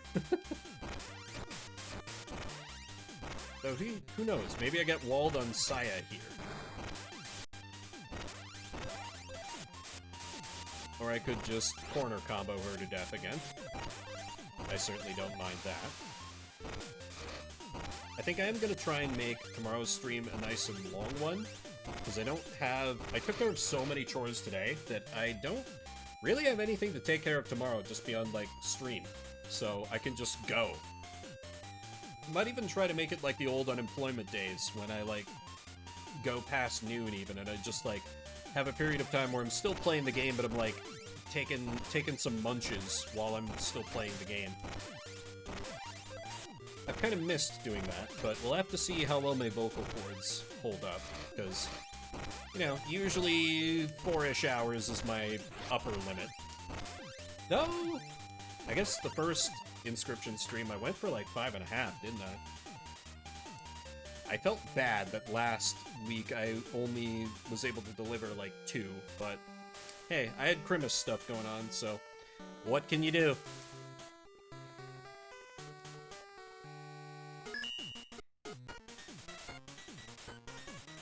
Maycia? That feels like a mistranslation. It's like, that's not a... What name could they have meant? Also nice, she's using a, God damn it. I know there's a proper term for that type of polearm. Why can't I think of it? Glaive? Yeah, that's a glaive. There's probably a more specific name further. Is Naginata? I think that's a Naginata. Yeah, that's what I'm thinking. Always cool to see. Because I think they're a very cool-looking type of weapon. Or is it different because it's got that little bill hook on the metal part of it? I'm not sure. I'm not enough of a weapon expert, I guess. I have a lot of useless knowledge, but there's not a lot of depth to some of my useless knowledge. Oh, she was going for something there. But then I just continued with the combo.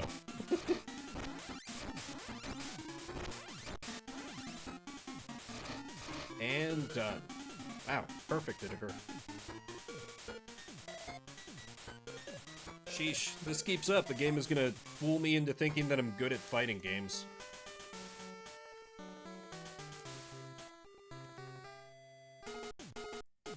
Oh, yep.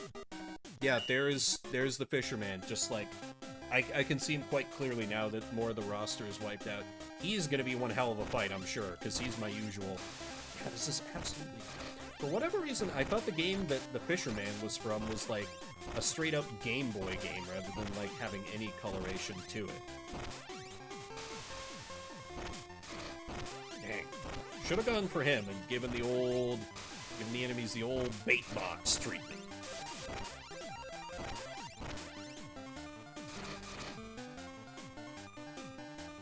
But this is fine. We've seen if you've hung around Shuffle streams long enough, you've seen me dominate with the old fisherman before. Oh yeah, this is absolutely not a legit card. 100% not. I got a few bootleg ROMs here and there.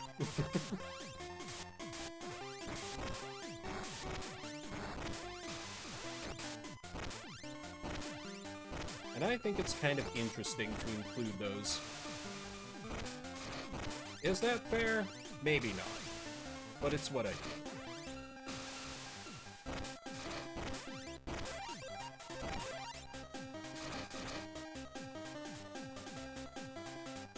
But a made in Taiwan, released in China is interesting for obvious reasons. Oh, so it's just a straight-up Frankenstein. Nice.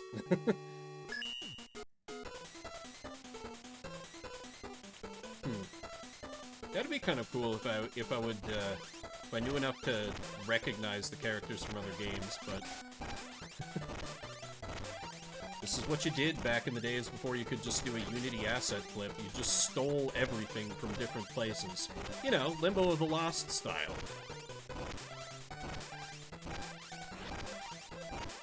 Just a little more. Okay. I'd honestly be really impressed if they had no original characters whatsoever and they were all stolen. Like, damn. They straight up put in no effort.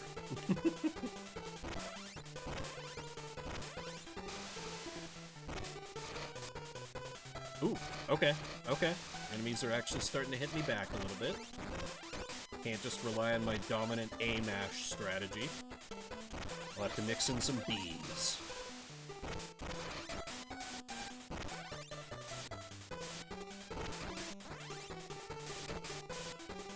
I wonder what game Kang is from. Sounds like a very Mortal Kombat type name. But I feel like that's probably not accurate. That's probably just because Liu Kang exists. Yeah, that's probably the only reason why it makes me think Mortal Kombat. Now, obviously, this is not Liu Kang. Liu Kang's just, like, unarmed combat man. Oh god, it's Chang, the legend. Oh god, have mercy, O old wise one. As long as I don't get hit with the bait bot, with the tackle box, the bait box, I'll be fine. Sprites and movesets are stolen, but the characters given new names edited. Okay. But it's sort of like you just barely file the serial numbers off sort of a deal, I assume.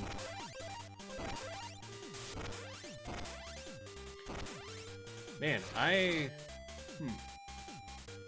might have to look up what game Chang is from, because he's definitely I absolutely just wiped the floor with him, but from the times I've played this game before, he's definitely my favorite character to play as, so be interesting to see him in his, like, proper context sometime. Then again, I'm not the biggest fighting game guy, so it might end up being a little underwhelming. But see, like, he fights with a fishing rod. That's fun and weird. I like that.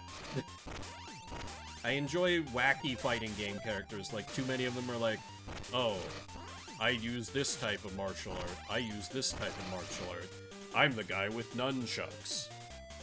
Again, an unfair generalization, but I feel like a lot of fighting games kind of fall into, like, this is the character this is their fighting style, and just that is all they are. There's less, like, there's not so much wacky stuff in a lot of fighting games. Kungi, yes, of course. Legally distinct character. Kungi. We can sell merch and everything. You know how we did it to pull off a different character? We slightly increased her bust size. Happens to the best of us, no worries.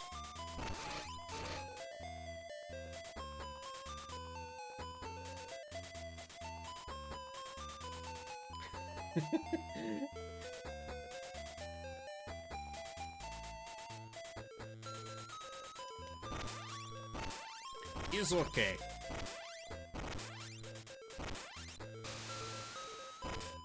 Well, probably because you're focusing more on the overall message than the individual parts of it. Like I said, I could tell what you meant. Like,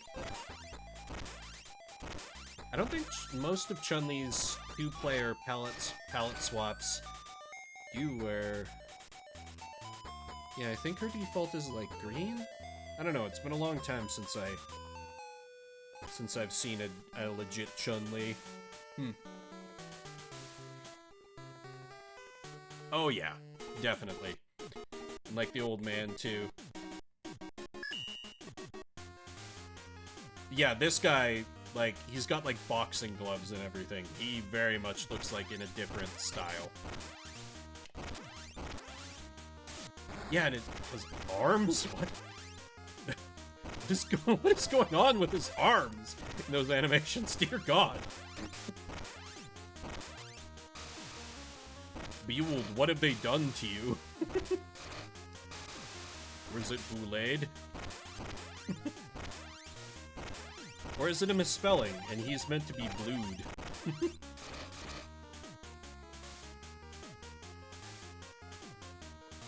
I think when I go into these, like, not legit carts, I just kind of expect everything to be so jank and bad that I'm just pleased when a game is playable.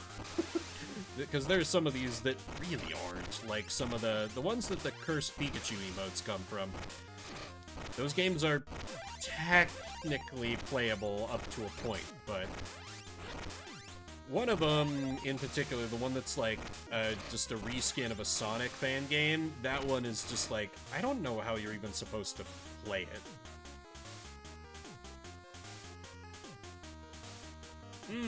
Oh, fair.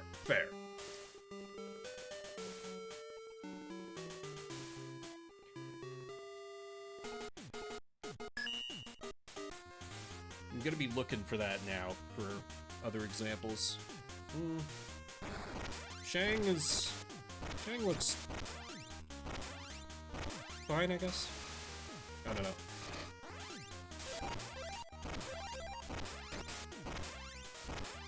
I often tend to gloss over such things. I'm gonna want to, like, see it now, though.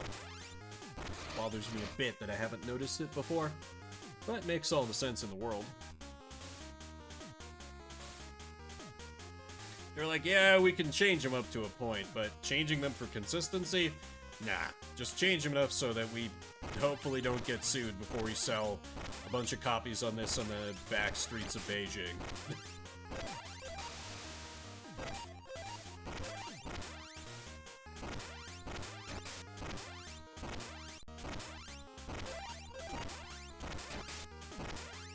So honestly, the gameplay is, like, not bad. I mean, I know they stole the engine, but I would expect Game Boy fighting games by default to be super clunky, and this one is only a little bit clunky. An acceptable amount of jank and clunk, I guess.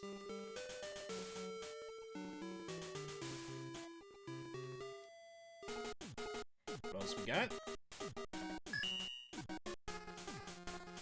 Cybot. Is it he, like, just constantly turning his back?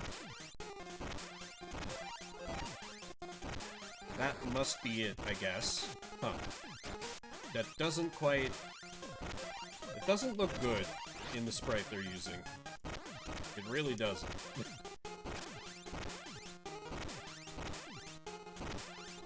Very mobile. He's not... Oh god, what?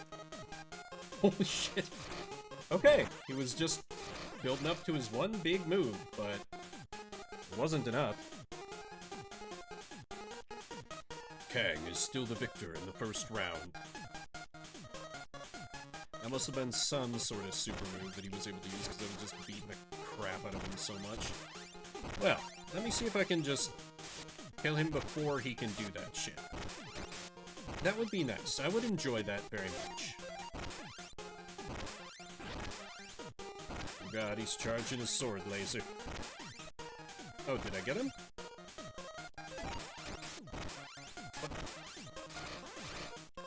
Okay, there we go. He, like, got a second chance mechanic there or something. I swear I wasn't able to hit him. Well, whatever.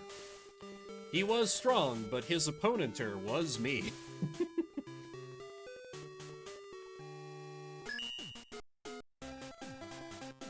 Redden. Another back-turning guy. I guess it's a little more just like he's supposed to be in profile, but... Okay, they're buffing up the challenge just a little bit. Just a little teensy.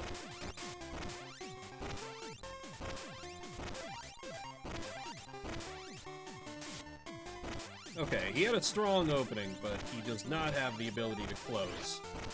As this match is mine. I think, hopefully. It's usually when I start getting... Fuck. Okay, that was... I thought it was gonna, like, infinite combo me there. It's just about to say, it's when I start getting, like, arrogant that when I'm usually instantly punished. But with only 2 minutes left, will the game have enough time to punish me for absolutely just demolishing its entire cast? On easy mode. But that's not important right now. No idea, Valen. Those sure were some words that you said. But as has been established, these characters are all apparently stolen, so... maybe? Is that an actual thing, or are you meaning? I never know with you.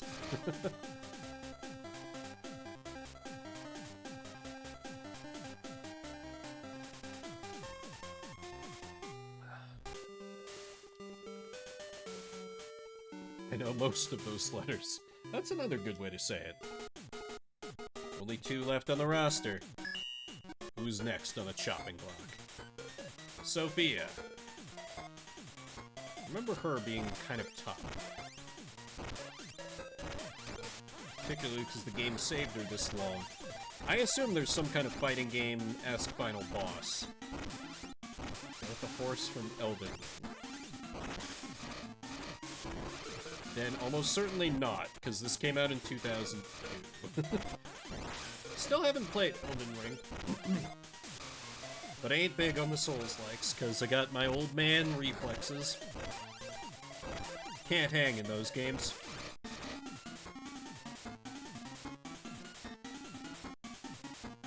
Made it a decent way in Demon Souls back in the day, when that was all we had.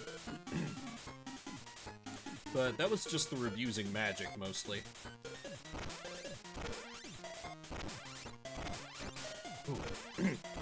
Yeah, my throat's starting to feel a little scratchy, so... tell you guys what. I think this is going to be last game here, but I will just keep this game kind of going until I game over, or if I can just manage to beat the whole thing. And we can finish the stream off that way. And then tomorrow, in around 12 hours, I'll be back with more Inscription. For more glorious, glorious card games where the strategy will be completely demolished by how hilariously overpowered my Ouroboros card has become. Because I found the cheese strats. Rather by accident, but boy howdy. I'm glad that on that first stream, someone in chat, I think it was Starbeat, was like, get Ouroboros, it's good. And thank God I listened, because that card has been hard carrying. Like, it's not even funny. Who needs death cards when you got Ouroboros? Meanwhile, Fina has been demolished with 69 seconds left. Nice. Just gotta do it one more, and then I'm sure the true final boss will appear out of nowhere and just absolutely demolish me. Even though I've got the game on easy.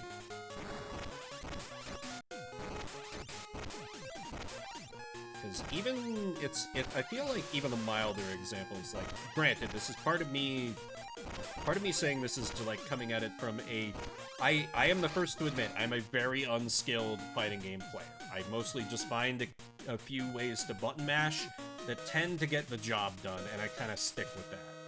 But final bosses in fighting games tend to be just like straight up unfair.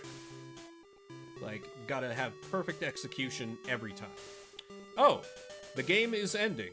Should enter the next level game. Champion! Oh, okay. That's just it. Alright. That's the end of Soul Falchion. A winner is me. Alright. So, thanks everyone for coming along on another Shuffle Saturday and viewing the various high-quality games that we got tonight. That's fine. Sometimes we can have a little curse as a treat.